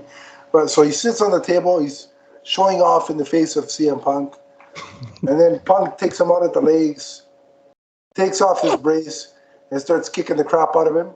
And then I think he blows a kiss to McIntyre's wife. Yeah. And then out runs the guy who's had a briefcase in his hand for 10 months. Damian Priest cashes in, does his finish move, wins the title. This part of the match I thought stunk. Because that was my favorite part. I'm not a fan of Damian Priest. Okay. In fact, the only member of the Judgment Day that I think is entertaining is Rhea. Oh, okay, that's a statement. Oh, that is a statement, sir. We're starting off hot here tonight too. No, but the rest of them, quite frankly, bore me. Most of them. I mean, Finn Balor is talented in ring. I'm not disputing that. But he once he ditched what was it called? The demon. Thank you. Yeah. Once he ditched the Etrigan persona to bring it back to DC, his just regular Finn was boring. He's in his American Badass era, is what I would call this. Yeah. Oh, there you go. Yeah. Boring.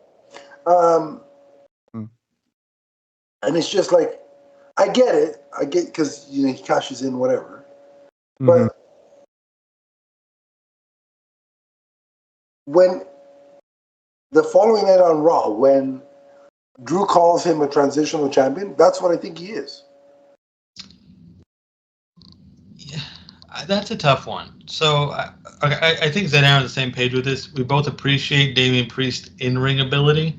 Oh, yeah. Look, but the character and the look is not there. Like when bisexual Undertaker has been trending. It is an actual thing. So here's the thing. In ring, I agree with you guys. He's phenomenal. Mm-hmm. He's great. The character stinks. Yeah. And listen, I don't know. I don't care who Damian Priest, what his preference is. If he's bisexual, cool. I'm good with that. Or they just call him that. I think whether he is or isn't, I don't care. Here's what irritates me: him and the Undertaker in the same sentence should not even be a thing. Because in ring, he's not qualified to wash the Undertaker's jockstrap. Not many wrestlers are, though. But to compare him to the Undertaker, I don't like the comparison. I think that he can, if they would just work with him on promos and stuff. I think his whole thing when he came out with the belt on Monday, I thought that was pretty good. Mm-hmm. That was pretty decent. Yeah, if they could just match his in-ring ability with some of the promo, I think he'd do really well. I think here's what I think the problem is. It's like Roman when he first broke out of the Shield. It's like a Roman kind of thing. But he's more talented than Roman, I think. But in ring, I agree. But here's the problem. Here's what I think what the problem is. Being with the Judgment Day is actually a hindrance to him. Because Rhea is the star of that group. Let's call it what it is. Mm-hmm. That's the Rhea show, and everybody else is just window dressing. Mysterio is the king of useless window dressing. There. JD too. Yeah, I don't even know what he's like. Please go back to NXT and actually wrestle a bit. Or no. The real star of the Judgment Day is R-Truth. Yes. Yeah, and he's not even in the group. But no, but so here's my issue with the cash in. I think you could have saved it for Monday night. Okay. Let Drew have the one night. But then it's like a heel cashing in on a heel, so I think that's probably why they. But he still, he Wow. did it. It was still a heel cashing in on a heel. Yeah. I think the moment works though, but like, I really wanted Drew to have this title. Yeah. That's what I'm saying.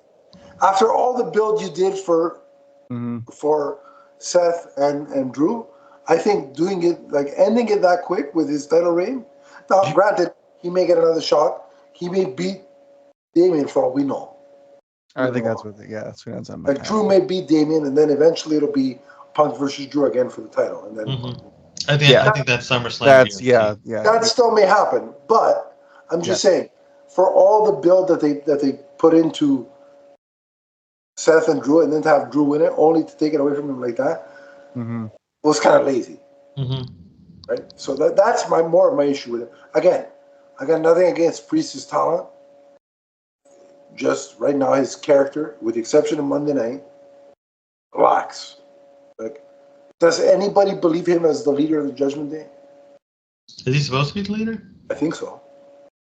I actually thought like Rhea was the leader. It is Rhea, but it's supposed to be. I would say Rhea or Finn would be the leader, not he. I always saw him as like second fiddle to anything. Yeah, I always assumed it was Rhea or Finn. Yeah, even though he's really good in the ring, because the personality's not there. Like, okay, well, he's just there. Yeah, I think he's trying to assert himself as a leader. Like he thinks he's better than. He needs you know what he needs? He needs a Paul Heyman. That's what I think too. If you put him with Heyman now, because Heyman is done with Bloodline, I think it's clear. Yeah, I feel. Give him Heyman. We'll get to that in a minute or in a few minutes. Yeah, give him Heyman. I think. Yeah. Yeah. Oh yeah, that would be great. You could use Heyman, but okay. So let's get back to the match. What do we think of what are our ratings for the? I thought the match was. Yeah, I thought the match was actually very good. You know, I love again that we were protecting the champions almost. You know, I love that it took a lot to still take Seth down, even though he might have not been a fully healthy Seth Rollins. You know, at least in the ring a little bit. Clearly bumped Seth Rollins. Guy's taking bumps all weekend. Give him all the credit, man. But again, same thing. You know, a guy that took a newly won title that was created just as as a way for people to compete on a weekly basis. You know, he took that title, he ran with it, he put on great matches, I thought, for that entire run. And I thought it was pretty cool that they did actually show that cool shot of Seth telling Drew that you deserved it at the end, which he did. So again, everything with that worked. You know, Drew looked like a superstar as well. So kudos to him to finally have his moment. But by far and away, and Chris knows this, the best part of this entire match was the fact that CM Punk, the GOAT, might I add, the GOAT, don't ever mess with the GOAT, man. I don't care if he's injured, if he's not injured. The best part was CM Punk still costing Drew McIntyre the title after all the trolls, after all the shots that Drew took at Punk. It was almost brilliant that in the end it was Punk that costed Drew everything. I thought it was, from a story point, it was beautiful. And listen, kudos to Punk. AEW is still using him for ratings. I don't want to get into blowing that. Up in their face. But even the thing Punk told Drew was great. It's like, I can't hear a word you're saying. I have cans on. Yeah. So good. So yeah. All right. So what was your rating, Nick? The match, I'm giving everything a 4 out of 5. I thought it was great. I'm kind of torn on this one because I didn't love the match. I thought the match was cool, but it was another like Rhea Becky thing, like almost identical. Sure. And I know these two can go. Yeah. And I wanted them to go. Yeah. But we had I love the tag match, but it was unnecessary because of this. This was what happened. Sure. But then the cash in I love the way it happened because I knew Dane was going to catch. Like we knew he was going to catch in that briefcase. Probably, yeah. But I I thought he was didn't going think to he do was it on going to win. Sammy. I thought he was going to do it on Sammy. No, That's what I was waiting. I was willing to bet all the Monopoly money in the world on Drew, but I did not think he was going to win. Actually, go. I thought Drew was going to hit him with a Claymore Yeah. immediately, and we're done.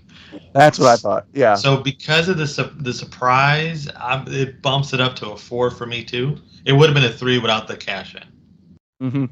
But the cash in had saved the match because that was just totally unexpected. Okay, see, for me, I'm like the Bizarro version of you, where I enjoy. I thought the match was solid, not great, but solid. Sure. And the cash in ruined it. So it would have been a 4 had not been for the cash in results. But because of the cash in, it's a 3.5. And what do we all agree on? CM Punk makes everything better. Okay, next match. And he's faking the injury. Oh my God, you see the guy's throwing haymakers. Oh my God, it was ridiculous. I don't think he had surgery. That guy was swinging that arm like he just got done playing baseball. Oh man. Yeah, he put it on 2 fights. That's ridiculous. That was impressive. That was impressive, I gotta say. I'm pretty sure he swiped him with the injured arm. He did. Too. He did, yeah. Thanks with that. I think that actually, I like Punk anyway. I'm a big fan of him, but this may have swayed me more into Punk territory. I agree. All right. So match 2 is the Street Profits and Bobby Lashley versus Karrion Kross and the Authors of Boredom, Pain, in a Philly street match. A street fight match, I should say. Okay.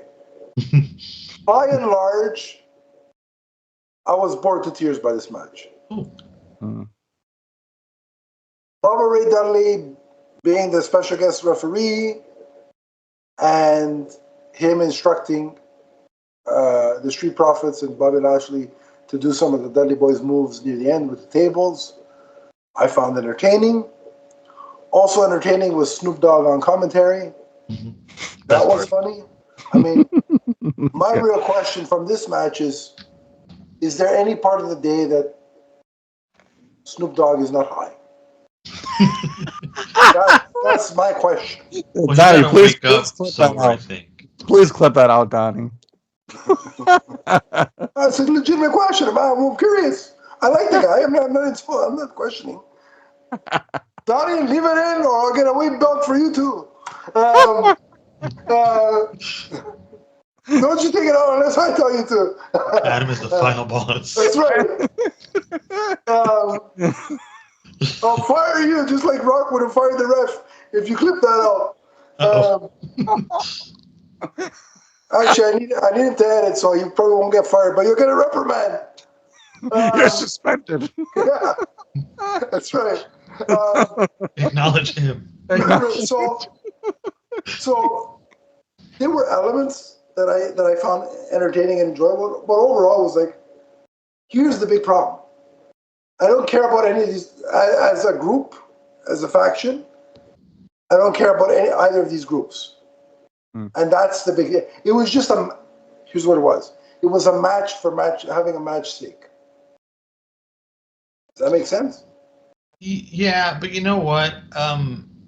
Going into it, I was like, I don't want to watch this. I hope this is this plays when I have to leave, because I had to leave during the event. It's like, I hope this is the match that plays when I'm gone. But it wasn't, and I was actually surprised because it wasn't bad. I didn't really care for the Bubba Ray Dudley directing traffic. That I thought was dumb. Yeah, but it was fun. But the other stuff I actually enjoyed, like the spots. Those were cool. I think they may have killed Scarlett. Was it Scarlett that got killed in this match? Yeah. Yeah. Jeez. That was crazy. Should I get it out of the way now? Are you going to do for both or just one? Because BFAB was there too. No, I'm going to. I think it was BFAB that got demolished.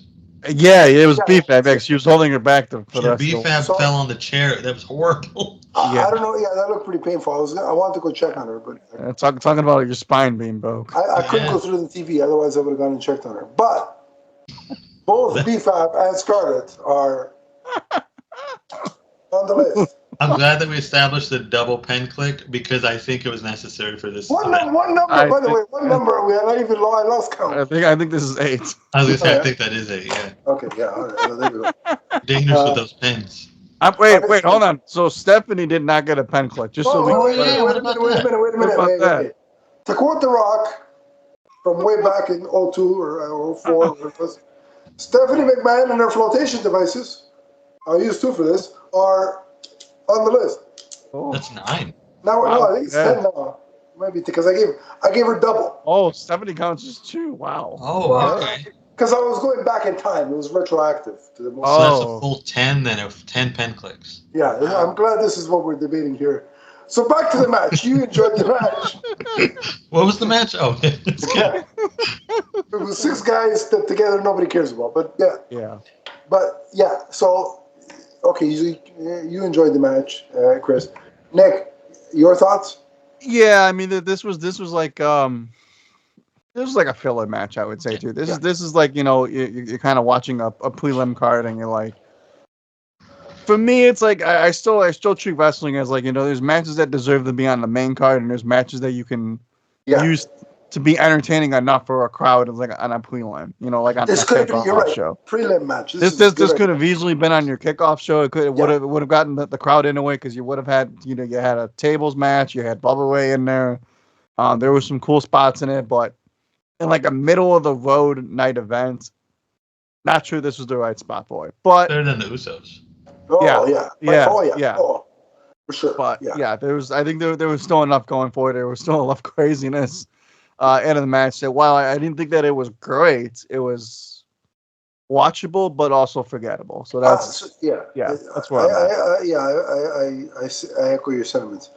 I'll start with the rating. I'll give it a 2.5 because of the guys were putting their body through some dangerous stuff. Yeah. And also,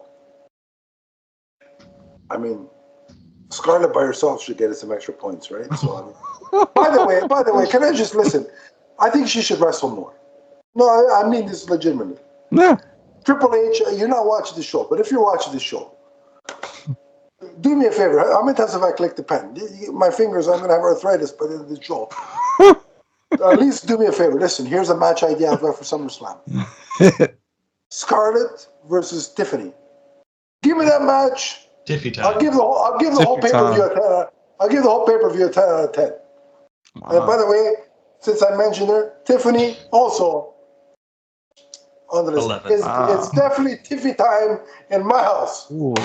We broke records today. Adam clicked the record number of 11 times. 11 times. All right. So next, ratings 2.5. Nick, your rating? Yeah, it's 2.5 as well. I'm going to go with a 3 because I was genuinely surprised. I liked it. All right, fair point. If Scarlett wasn't in a match, it'd just be a 2. But I'll give it the extra 0.5 there. See, Nick knows. If Bubba wasn't in the match, I think I would have given it higher.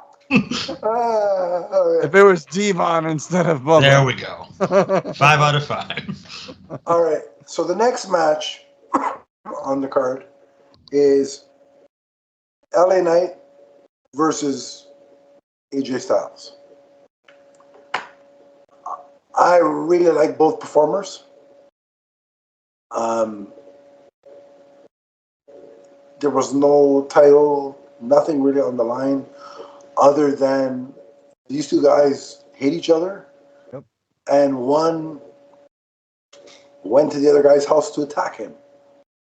They were even fighting at the fan press event. Mm-hmm. Yeah. Again, these guys are both supremely talented.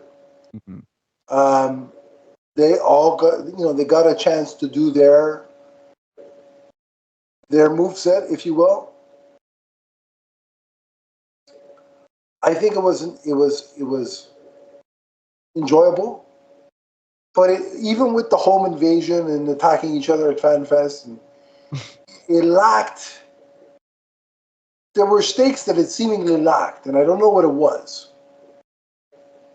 So the match was enjoyable. I like the fact that LA Knight was put over because, I mean, the fans are in love with this guy. Mm-hmm. How he's not in I don't think he's going to be in the Universal title picture, but he should be in the U.S. title picture. But so for me, it was a decent but uninspiring match, if that's fair. It just, the stakes weren't there for me. Chris, what are your thoughts?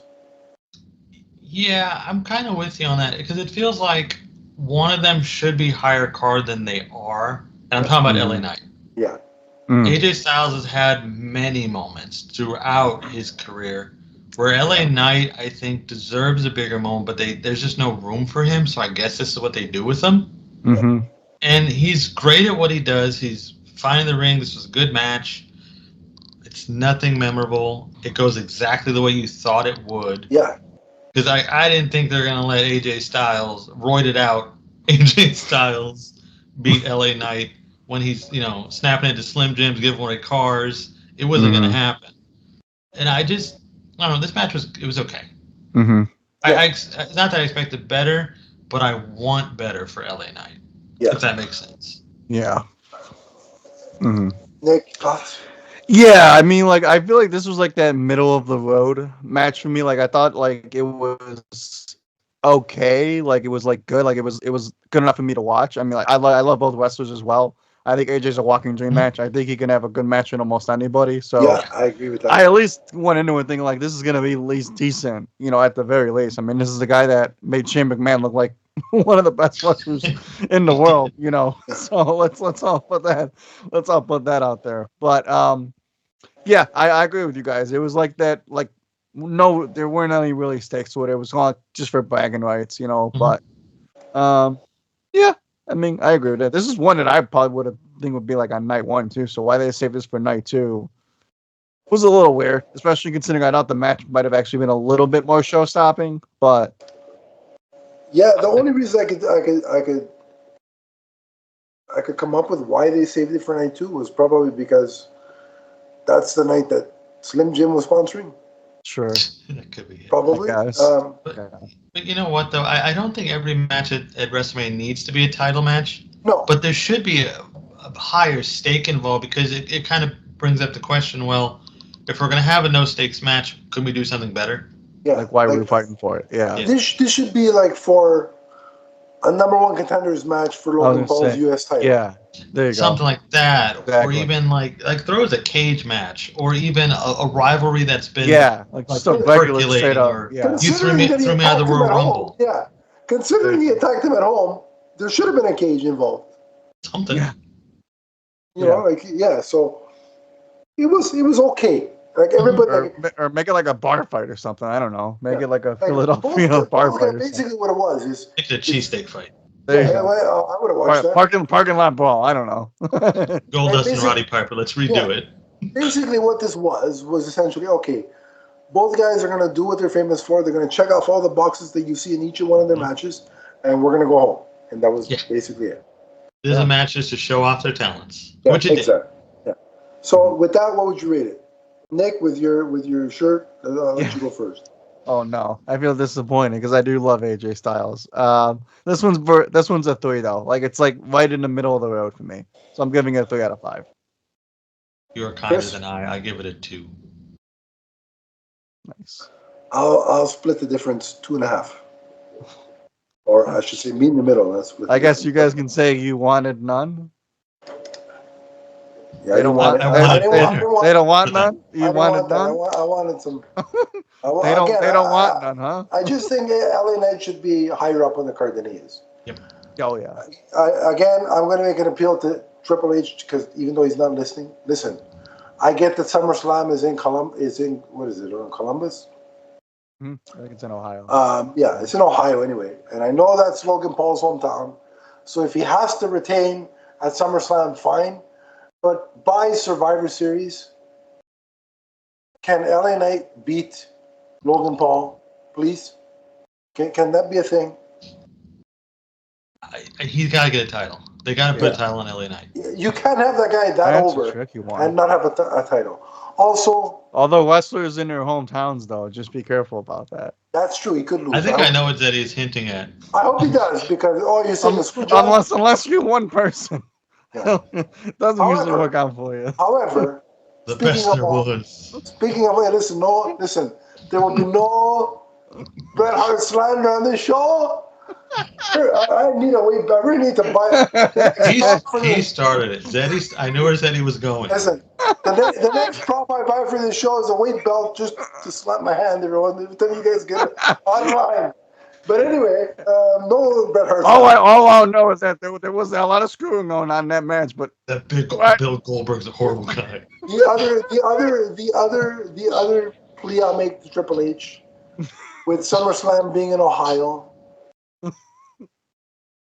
Triple H, Paul, I'll call you by your first name since we're on a first name basis. I need Alexa Bliss back. Yesterday. I understand that SummerSlam, I know she's got the baby, which I'm not going to go into Dolph Ziggler mode because it's disrespectful, but if you know Dolph Ziggler, you'll know where I'm going. But so I know she's got the baby. I get that. I know she's working out. She's on the road to coming back. Make it be SummerSlam. And in case anybody was delusional or wasn't sure if the pen still worked, if there was ever any doubt, has the cap broke yet? Alexa Bliss is most certainly on the list. That's 12. All right. So set another record tonight.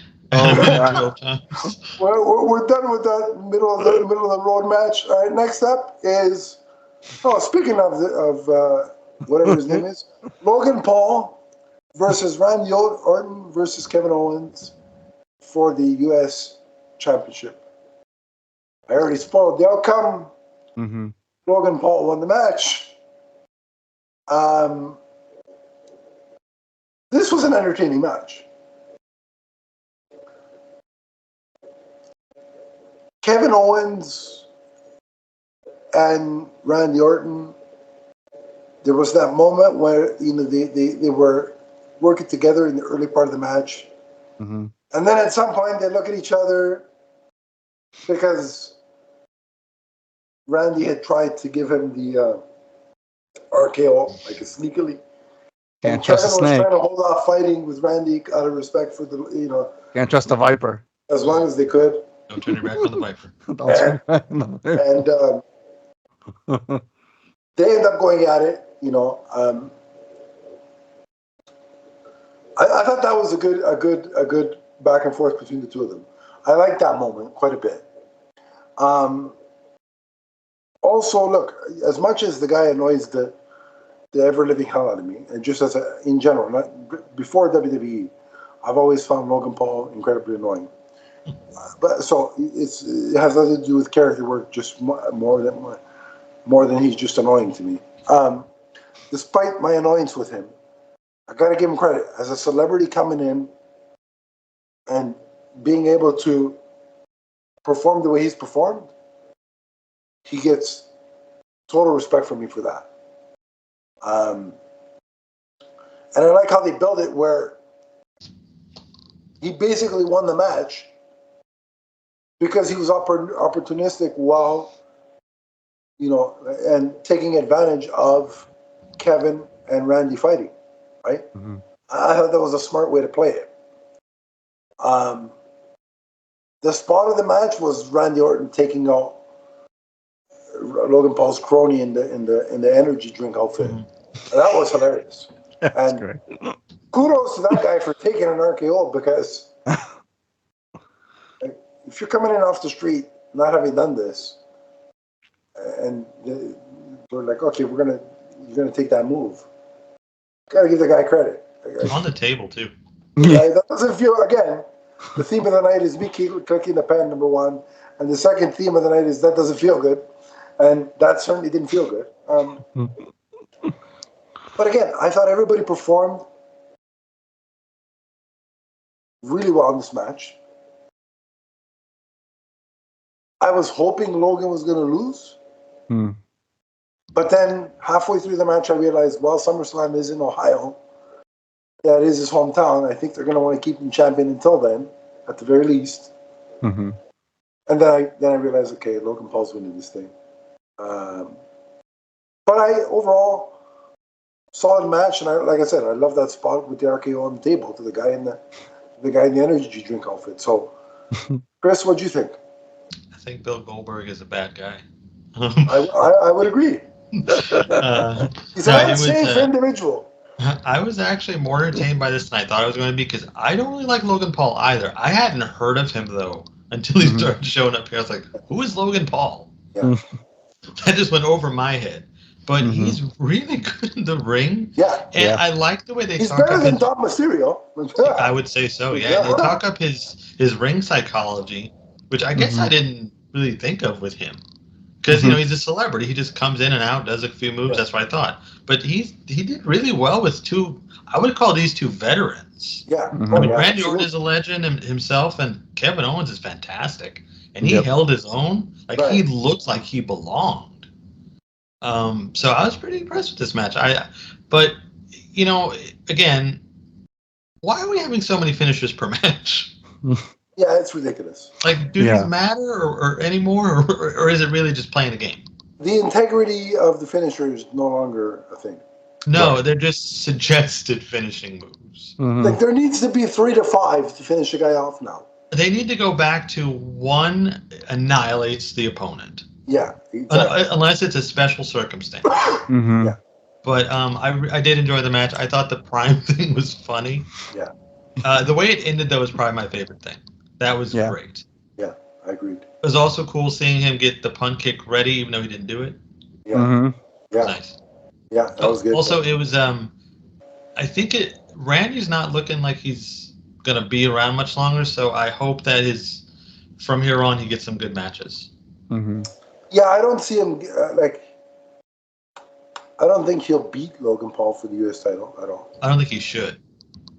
No, He doesn't need it. It should be LA Knight. Should be LA Knight or Gunther. Mm-hmm. Yeah, but I think they're going to save Gunther again. I don't think he'll win it, but he'll go for the. Which that'll be a good program anyway. They're putting him with Cody. I'll bet money on that at some point. They'll put him with Cody. Yeah, but good stuff. Yeah. Nick, what did you think of the match? Yeah, no, I co-sign everything you and Chris said. The only thing that I'll say on Logan Paul is I may not like the guy, as in real life, but I mean, I gotta critique him and what he's doing in the ring, and I do think that he's getting better and better in the ring, surprisingly. Yeah. I'm much I think all of our dismays, but yeah, no, he's kind of like reminding me of like a young Edge in a way. Yeah. In terms of like the way that he's like, very opportunistic and kind of like, with the brass knuckles and kind of using everything in his like surroundings to kind of win matches. So I think same kind of physique too in Edge. Yeah, so there's a lot of similarities to like, and there's a lot of like, if they do it right, I mean, he can be a really good babyface too somewhere down the line, if they ever do decide to go that route.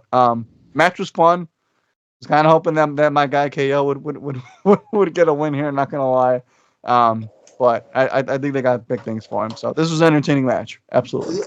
The other question I have, because there was the spot where Kevin Owens did the swanton off the top rope, and he took knees to the back. And again, how do you take that without it hurting? Yeah. So, with that being said, overall rating, what do we got? I'm gonna give this one a 4. I think it really did surprise me. So I'm gonna hopefully, like we've all kind of just said, I think Logan Paul and LA Knight is the next logical step. Randy and KO made Logan Paul look better, which was great because I think everybody looks strong and I like it. The U.S. title match was U.S. title had a good showing. Yeah. I think I like it. Chris? It's a 3 for me. I enjoyed it. Nothing special, but I enjoyed it. Nice. Yeah, I'm going to give it a 3. Solid, entertaining.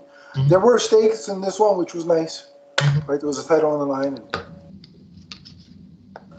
Again, it wasn't a clean victory for Logan, which is par for the course, which I like. Agreed. So the 5th match of the night is Io Sky versus Bayley for the Women's Championship. I was surprised. Like, I get that she got ditched by Damage Control. I was surprised how into Bailey the crowd was. Okay, Come on. It's right there. Are we going for 13? Come on. I gotta give the crowd what they want, folks. So I'll give it to Bailey. On the list. Another But record wait, break. come on. We can't end on an odd number now, can we? Oh, is it 13? Yeah. That's 13. Okay. Then, Io, I'll give you on the list as well. Why not? You were I guess a transitional champion. If you talk to Drew McIntyre, but I was surprised how over with the crowd Bailey was at this point. I kind of was too, especially because the crowd was so quiet the night before. Mm-hmm. Yeah. And to hear them go all in for Bailey, standing up and like fist pumping and stuff, it was pretty crazy. Yeah. And even like Michael Cole was billing it as like, again, he had the same hype for this as he did Sami and Gunther the night before. And I'm like, what? How? Michael Cole loves Bailey.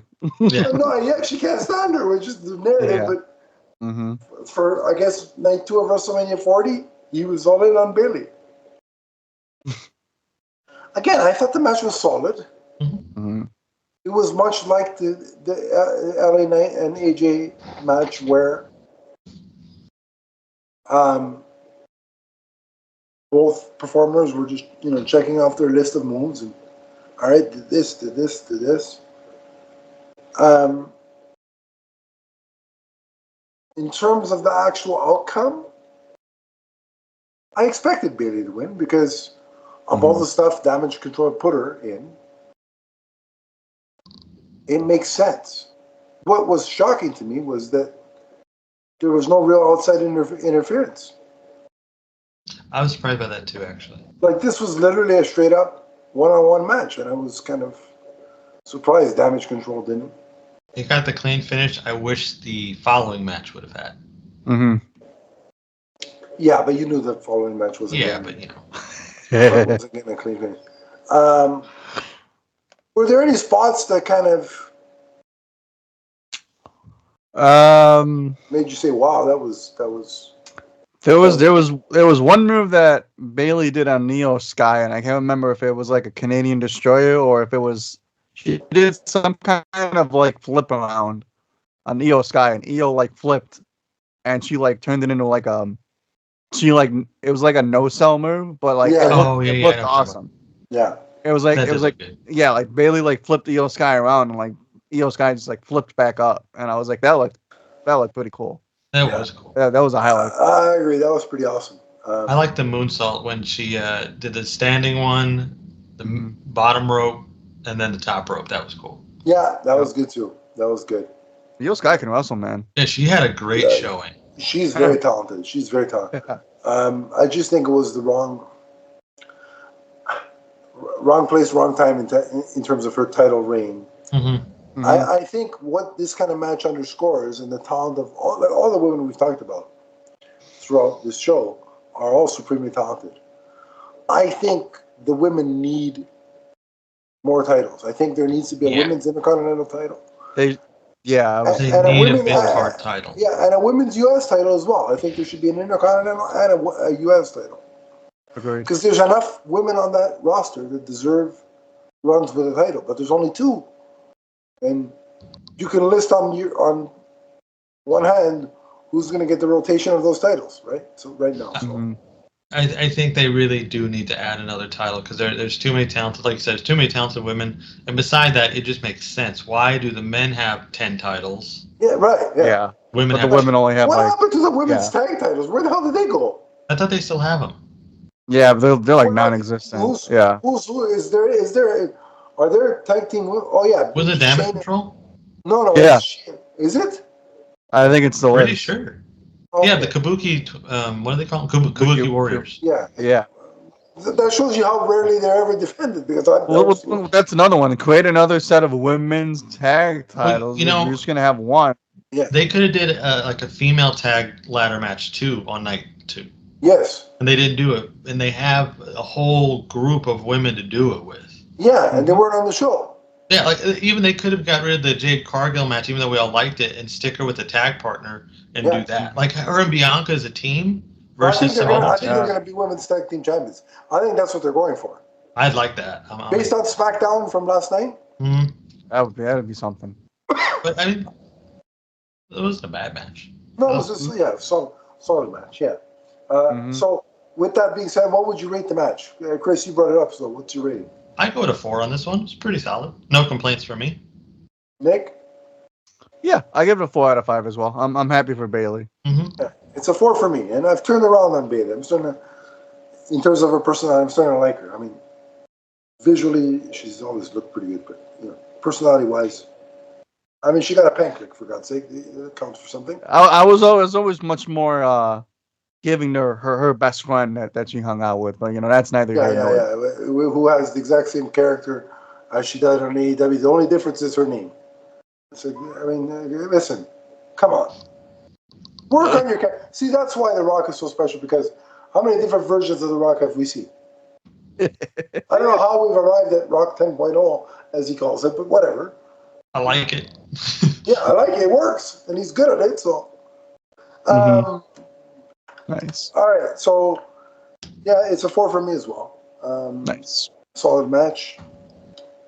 And I think the expected person won, and I was happy about that.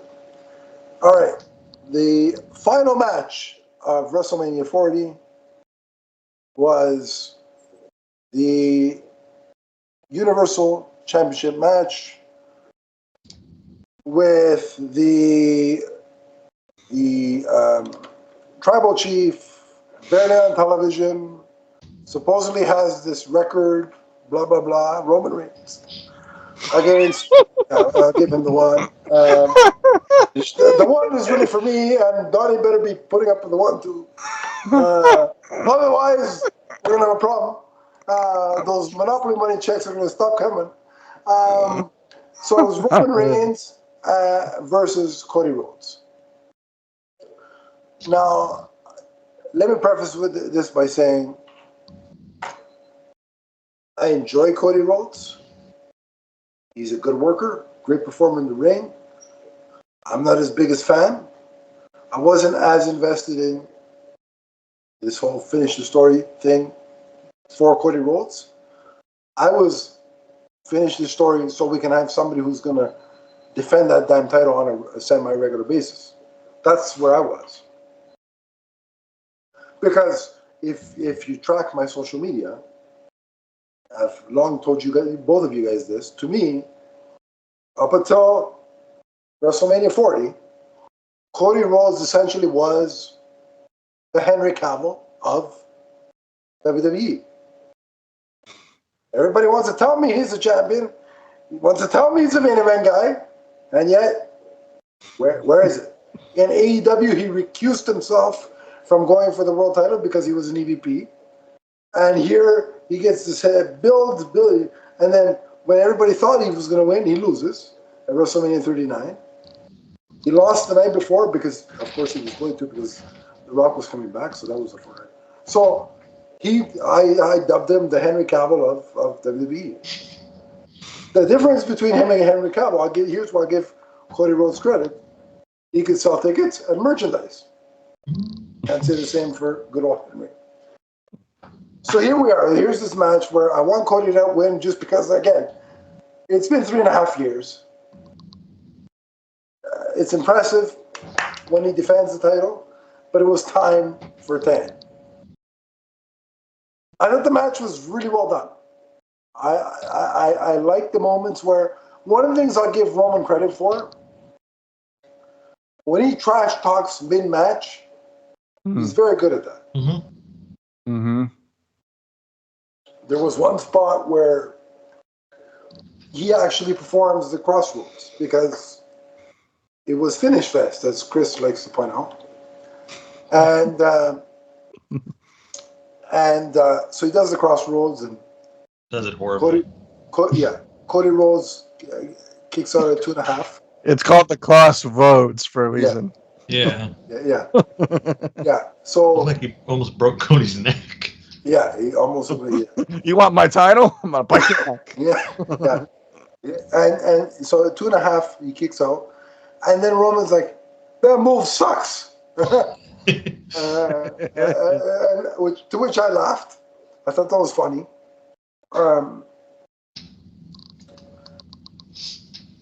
It was a lot of the initial foray of the match was very similar to WrestleMania 39. Mm-hmm. It was playing out in the same kind of way. A lot of close, close falls for both guys.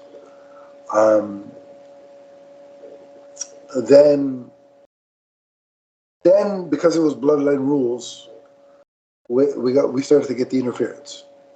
So Jimmy comes in, fresh off his 45,000 super kicks given to him by his brother the night before, and what does he do? Surprise, surprise!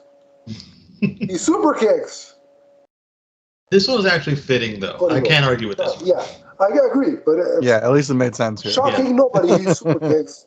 That's all the guy can do now. Yeah, and somewhere Shawn Michaels is rolling his eyes in infamy. With, You are never coming to NXT. Yeah. We're done. We're done. Roman tries to go for the pin. Cody kicks out. In runs Jey Uso. What does he do? Throws his brother outside the ring. Takes him up the ramp. Super kicks him. Much like the night before. And much like the night before, up gets Jey Uso, but this time, up gets Jimmy. This time, Jay spears him off of the entrance ramp onto, I'm assuming there was a mat there. Otherwise, those two would probably be dead. So there was a mat there. And there goes that. Roman and Cody continue their back and forth. I think there was a Cody cutter thrown in at some point. Yeah, I think so. And then out comes Solo when it looks like Cody was going to got a near fall, and out came Solo. And I still don't understand. Talk about a move that I really don't. I get it, but I can't. It doesn't look like. I get the practicality of if somebody jams their thumb in your throat, it's going to be very difficult to breathe. However, when Solo does it, it still doesn't look that formidable to me. I don't think it looks formidable no matter who does it. Like, I've never been hit in the throat, so I guess I can't say. Yeah. I would imagine if somebody jams their thumb in your throat, it probably hurts. Yeah, like if you're gonna hit someone's Adam's apple, then maybe I can understand. But it's if you're just gonna go like this across the throat. Rather just punch him in the throat. Let's do that. Yeah. But anyway, so he does that. Cody looks like he's been shot 12 times. Yeah. Mm-hmm. And then again, Solo starts yelling at Roman to finish him off, finish the story. I love this. Ooh. And I didn't pick up on it then, but that was some foreshadowing for what happened last night on SmackDown. But anyway, as Roman's going for the pin, out comes Peacemaker, John Cena. And of course that makes sense because months before, Solo had thumbed John Cena in the throat 4 times and beat him at a premium live event. So in comes John. He does he throws Solo out of the ring. He gives him the F5 or no, the attitude adjustment. Same move, different name. onto the announcer. How many lids of the announce table have they repaired? Because he's the third guy to go through one. I thought that one broke it though. I think by that point it did. Okay, by that point it was broken. You're right. Yeah, I think that one broke it. Yeah. It took John Cena to break the table. All right, so John Cena then takes out Roman with the same move. Leave it to John Cena. And then out comes the final boss, The Rock. And so now what we have is on WWE television, no less, because it ain't going to happen in the DC universe anymore. Peacemaker versus Black Adam. And unlike his foray at trying to be the head of the DCU, here The Rock gets the one up because he rock bottoms Johnson in the middle of the ring. Then he takes off the weight belt and is about to whip Cody again. And in comes, first it was the Shield music kicks in. Oh, I forgot about that. Yeah. And Seth comes out as dressed in his Shield. But do you remember when Seth told Cody, "I'll be your shield"? Yeah, he set it up, but yeah, he just kind of pushed up with that. Yep. So he comes out in the Shield gear. And before The Rock could use that belt, which he was so desperate to use, Roman speared Seth. And then The Rock turned his attention back to Cody, was unfurling the belt, was ready to whip, and the lights go out. We hear the signature gong. Sorry, the gong happened first, and this was some of the best shock acting you've ever seen from Dwayne Johnson. The lights go out, they come back on. The Rock's, again, not being censored, swearing at the entranceway, waiting for the Undertaker. Turns out the Undertaker's behind him. Choke slams The Rock. The lights go out, and the Undertaker's gone. Now, a lot of fans were complaining, well, why the Undertaker showing up doesn't make sense. It kind of does, though.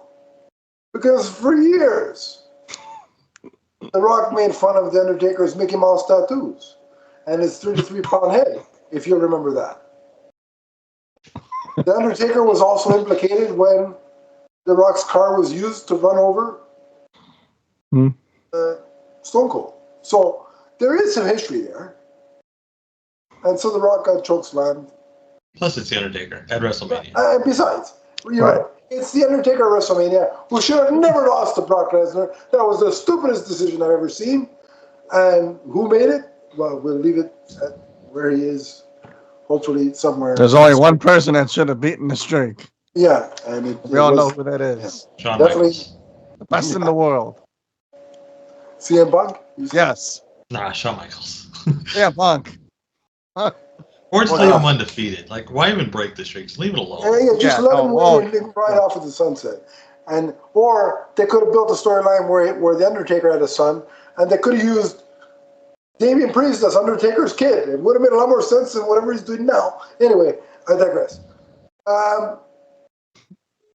So Undertaker's departed. I think The Rock's gone too by that point. He like rolled out or something. He took The Rock with him. Somewhere on the floor yelling at Cody Rhodes' mother from the ground. As how I imagine it. And so then, again, Finish Fest has to conclude WrestleMania 40. And we get not one, not two, but three crossroads to finally end the, however long it was, reign of Roman Reigns. And now Cody is the champion. He's finished the story, so that tagline and hashtag can go away. Thank God. And there's a big, I love the celebration in the ring where his family members are there. Some of the baby faces are there. Kevin Owens is there. Jey Uso came back to life. Jey Uso is suddenly alive and well off his fall off the ramp. Seth Rollins is I think Randy Orton. There. Orton is there. Yeah. He calls out Triple H and Bruce Pritchard, which was cool. Yeah. Cody's mother is in the ring. He presents her with the belt, like he promised he would. He even went and hugged Michael Cole, who was crying. Yeah, that was cool. I like that. It was a really good moment. Again, as somebody who wasn't invested in the whole thing for the sake of Cody doing it and more for the sake of let's get this title off Roman finally. That touch was nice. I understand that Dustin Rhodes was in the building. He was watching from a box. There. Listen, AEW and WWE, you should have put the the BS aside and let him be in the ring with his brother. I really wish they would have, because knowing he was there and they didn't let him come to the ring is kind of crappy. I don't know if that was a like you're never gonna get that moment again either. Yeah, and if I had to guess, it probably was a Tony thing. I'm not. Look. I've criticized Vince for his disgustingness, and I've criticized Tony Khan for his terrible booking equally. Something tells me that was a Tony Khan move, because I think Triple H being in charge, he would have let Dustin come in the ring. It just makes sense because he's letting the other stars do other things anyway. Yeah. So it would make sense. Dustin out of makeup. He's not Goldust. He's Dustin Runnels right now. Yeah. He would have let him come out and celebrate. They should have did it. They should have done it. Yeah. Imagine like the whole family being in the ring except him. Like it just looks weird. That's what it was. It was so bizarre. His sister was there. Yeah. They should have let Dustin come out. So that was a missed opportunity, and whoever's fault it was, be it Hunter's or Tony's, I think it was Tony, but whoever's it was. Yeah. You made a dumb move there. That was dumb. So overall, I had a lot of fun with that match. Mm-hmm. You know, a lot of people online have said that was the Avengers Endgame of WWE, and it felt like it. Yeah. We must defeat Thanos. My question is, who was actually Thanos in this situation? The Rock or Roman Reigns? I guess Roman Reigns. I think Roman. Yeah, I thought so. Because look, all credit to what, again, as much as I didn't like the length of it. Titles, the Infinity Gauntlet. Yeah. like Roman carried the thing for 3.5 years, albeit sparingly, but whatever. Good for him. All credit to him. But man, over WrestleMania weekend, he was overshadowed by The Rock big time. Both nights. Mm-hmm. Yep. So,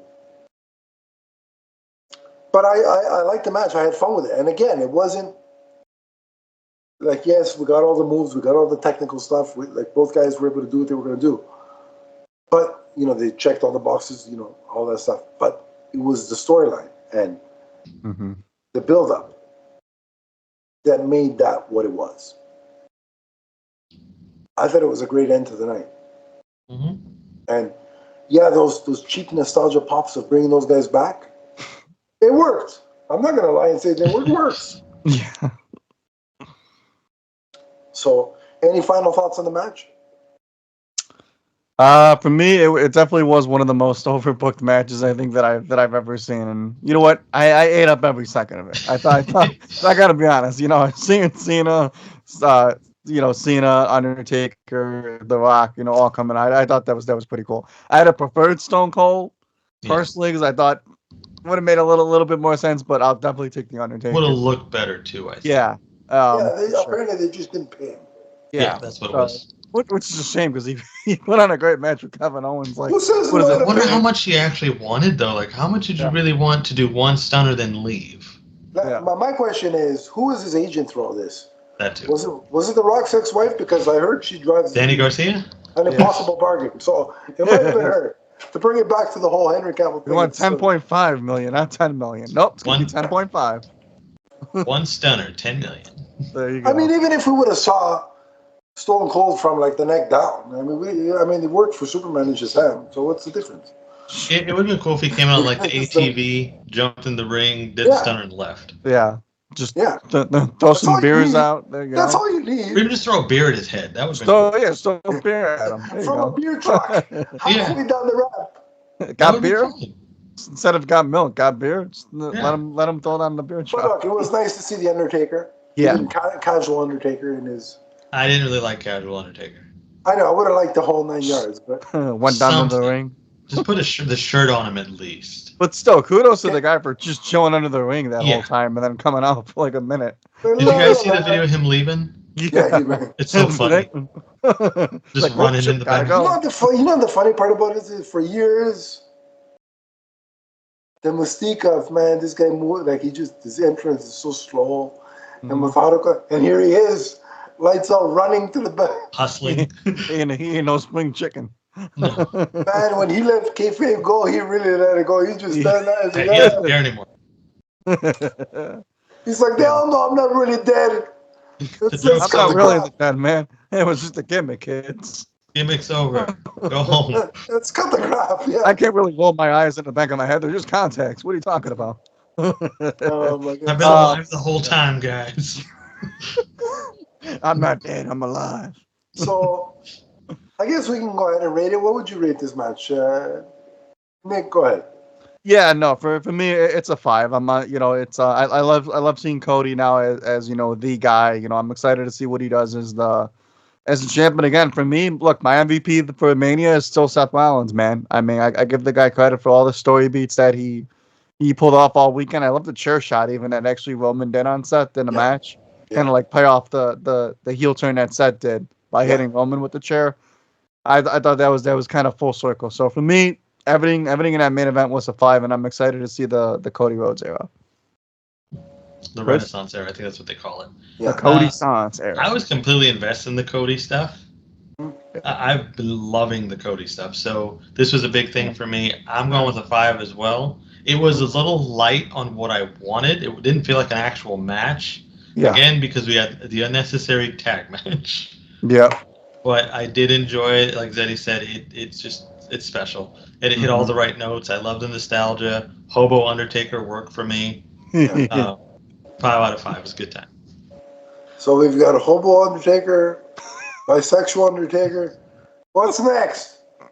Female Undertaker. Is the Female current Undertaker still around from we got SummerSlam? Hipster Undertaker. Come on. Oh yeah, where's fake Undertaker? I don't know. Fake I don't know, Undertaker. but they should bring him back. Why the hell not? Let's We've bring him. never seen him again. We Him have and a fake Kane. Razor. Well, let's leave fake Razor wherever the hell he went. He's probably booking with Tony Khan. Anyway, we had fake Brett with Sean. Come on. Oh yeah, we did. That's true. Remember James? We did. I was all in for this. I was sold. It was a lot of fun. Even though I expected Cena, because they purposely showed that truck with Stone Cold and Cena on it. Although maybe you should have thought about showing that, only if you had secured Stone Cold, because now you just look foolish. Yeah. You should have showed a truck with the Undertaker on it.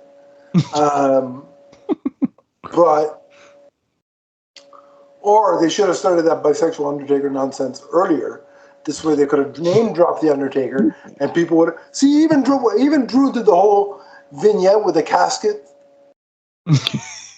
Did he? Oh yeah. When he did like the stone on his shirt with CM Punk. No. When he did a segment. He did an interview from a church, and there was a casket there, and he was talking at the end of Seth Rollins. Okay. I mean, they could have brought the Undertaker back for 2 seconds just to be like the guy holding the lid or closing the lid of the casket. Laying in the casket. Yeah. McIntyre versus Undertaker would have been a great match for Mania. Yeah. McIntyre would have been better to end the streak than that dummy brought. Anyway. That would have been cool. But anyway, yeah. Let's not. Please, that's a whole podcast of me ranting about why the Undertaker streak. Listen, the guy made me crap my pants when I was young, and I was actually thought he was dead back in the day. And you reduce his title reign to Brock Lesnar. Give me a break. And so overall, yeah. Again, it's a 5. I was sold on the whole thing. It was an enjoyable Mania. It was really enjoyable. They set records, albeit over 2 nights. So when they throw these things together, that's my favorite part when Triple H comes out and does. I love it. It's the biggest record, but really, new world record. Isn't the record still? Isn't still the record WrestleMania? But by the actual record, isn't it still WrestleMania 3? No, it was like 90,000. I think this surpassed it because now they do the combined nights. But only because but I'm saying a single night record is still WrestleMania. I think so, but but they don't look at it that way anymore. Hunter looks at it, or his name isn't Hunter. Paul looks at it as both nights combined, and he creates like one thing. Yeah, I But think. yeah, But, single night I think is still. that's still skewed, Yeah. right? So if there was Yeah. like 70 in night 2 and 60 in night 1, then they take the cumulative It's number. like inflation. Yeah. It's like It's a groundbreaking night. it's like Another Avatar record. is the We shattered records, streaming, all-time high. Peacock, everything's we love you. everything's a record. Most But downloads. It's just amazing to see because if you've watched his career, he's Hunter Hearst Helmsley in WWE. Then he was Triple H and he was always loud and screaming something, and now he's just this calm older dude. yeah, and he's good. Like he puts on glasses to read something, and it's Yeah, like, he has glasses. He wears the beads his daughters gave him. He's just sitting there in a suit. He went from chasing Lillian Garcia down to the ring to making kids cry to now being the leading man of WWE. Yeah, the calm guy. The calm well, he could guy. have still made kids cry if he would have booked Cody to lose. I mean, people would have been crying. Now Adam. Well, that wasn't even him last. That was Vince. Yeah, it was still That was a Vince thing. which it doesn't really surprise anybody. All right, so just before we close, it seems like the direction things are going is, I think Cody's going to face AJ Styles at Backlash. Cody's going to win because he's not going to be a 1 month champion. That's because not AJ Styles. If they did that, I mean, the riot would be ridiculous. Okay, yeah. I really do think McIntyre is going to get his comeuppance on Damien, only to eventually lose to Punk when the time comes. On the women's side, I think Rhea's got it locked up until Charlotte comes back. Mm-hmm. And with Bayley's title, it really could be any time. She may have a short run. Like, I don't see it being excessively long. No, so, she had that already. Where do you guys see? How do you guys see let's do it this way. Where do you see the main champions runs going? How do you see them shaking out? So, Nick, start with you. I think probably anybody outside of Cody. I think SummerSlam's going to be kind of like the time where you'll probably see a lot of title changes. It just kind of feels like SummerSlam's always kind of had that vibe to it anyway, where it's the second biggest event of the year. So that's usually the place where I would expect some big changes. But I think anybody outside of Cody and Rhea, I still think it's 50-50. I can see her having that title for even longer. But I'd say anybody but Cody's pretty much safe. Or anybody that's not Cody can definitely get a title change. Mm-hmm. I would say Cody and Rhea. I would say Rhea is as safe as Cody is, especially because she's also on the cover of the game. Yeah. So I would say they're safe. I think the tag titles are going to change before SummerSlam. Yeah. At least the Awesome Truth one. I agree. That won't last long as much. Much to my chagrin. Yeah, I kind of think Damian Priest is going to hold the title at least for a little bit, though. Okay. I think they're going to try to see if he works. I give him at least 3 to 5 months. I would say. Because again, he works really well in the ring. They just got to fix him outside the ring. Mm-hmm. And Judgment Day's days are numbered, I think. Oh, absolutely, yeah. It's not. I don't really think this faction ever did work. Yeah, because they don't feel like a group. I agree. Mm-hmm. So, okay, so the other question: before next year's Mania, does LA Knight have a championship? Chris, I say he does. He's going to take it from Logan Paul, I think. Nick, I say yes. Yes, he will. And the final question I have pertains to the bloodline. Looks like Solo's in charge now, or he thinks he's in charge now, based on the last SmackDown. Do we think that the next time we see Roman Reigns, it's challenging Solo for control of the bloodline? And is that a way to kind of, sort of, but not really, have Roman start to turn face again? I think so. I don't think so. Okay. Because I don't think, I no longer think we're getting Rock versus Roman. I think next WrestleMania is Rock versus Cody. I think so too, and I believe I think Cody will beat him. Absolutely, yeah. The Rock is not going to be a champion. Yeah, they're gonna. But I think as far as Solo goes, I think Rock is gonna beat Solo. For leadership of okay, I see Yeah. what you're saying. I don't. Yeah, I think when Roman comes back, they're going to distance him from the bloodline, especially to make him a face. Even though, realistically, not a lot of people like him. Yeah. I like him, but I think he's a better heel. Roman? Yeah, I think he's a great heel. I don't really think he's a good face. There was that small period where he was a face and people were getting on board. It took a while, though. And then the pandemic happened, and he's like, screw it, I'm going to go heel. That was always a Vince thing, though. Who knows? Maybe Triple H will know how to book him a little That's bit. the thing, too. Yeah. Roman is a Vince guy. Very much a Vince guy. This really is a new era where maybe Triple H can book him better. Because and that's why I'm saying, like, let's look at Damian Priest. Let's see what he does with Damian Priest. If anybody can turn him around, it's Triple H. Because just make Roman like a badass and just like kind of like let him roll with that. They're like kind of a lone, like a Roman. Kind of like an anti-hero, like a Wolverine. Yeah. There you go.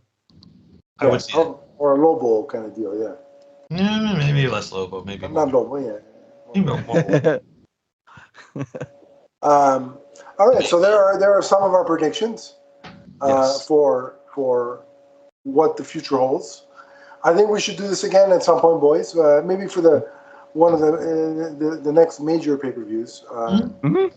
Maybe SummerSlam. Yeah, like SummerSlam. That'd be fun. But this was fun. It's good to be back talking wrestling on the podcast network, and with my two co-hosts of other shows, which will be back in the rotation soon. So look over. I think the most recent one I recorded with Chris that is up already is the X-Men animated series, the first 3 episodes. Yes, it's fantastic, and it only got better. And with Nick and I just posted the Power Was it the Power Rangers one? So good. Yes. The last one that's up. We recorded the Superman one that will be up shortly, but you'll have seen this one first. So lots of stuff coming both from Chris and Nick and I, and of course Donnie, you were missed. We wish you were here. Maybe we can arrange all 4 of us for SummerSlam. His spirit was here. And have the true podcast bloodline together. That's right. Donnie, this is not for you. This is just to tell you. We did miss you. Donnie, I acknowledge you. We did miss you. I acknowledge you as the wise man. Don't you dare edit anything out of here. Otherwise, you're going to have problems with the final boss. And we all know who that is. But until next time, we hope you enjoyed this show. We hope you enjoyed WrestleMania. And we'll see you next time. Remember, WrestleMania 40 is forever. Or WrestleMania is forever. From the first time we saw Vince McMahon to thankfully the last time. So long, everybody.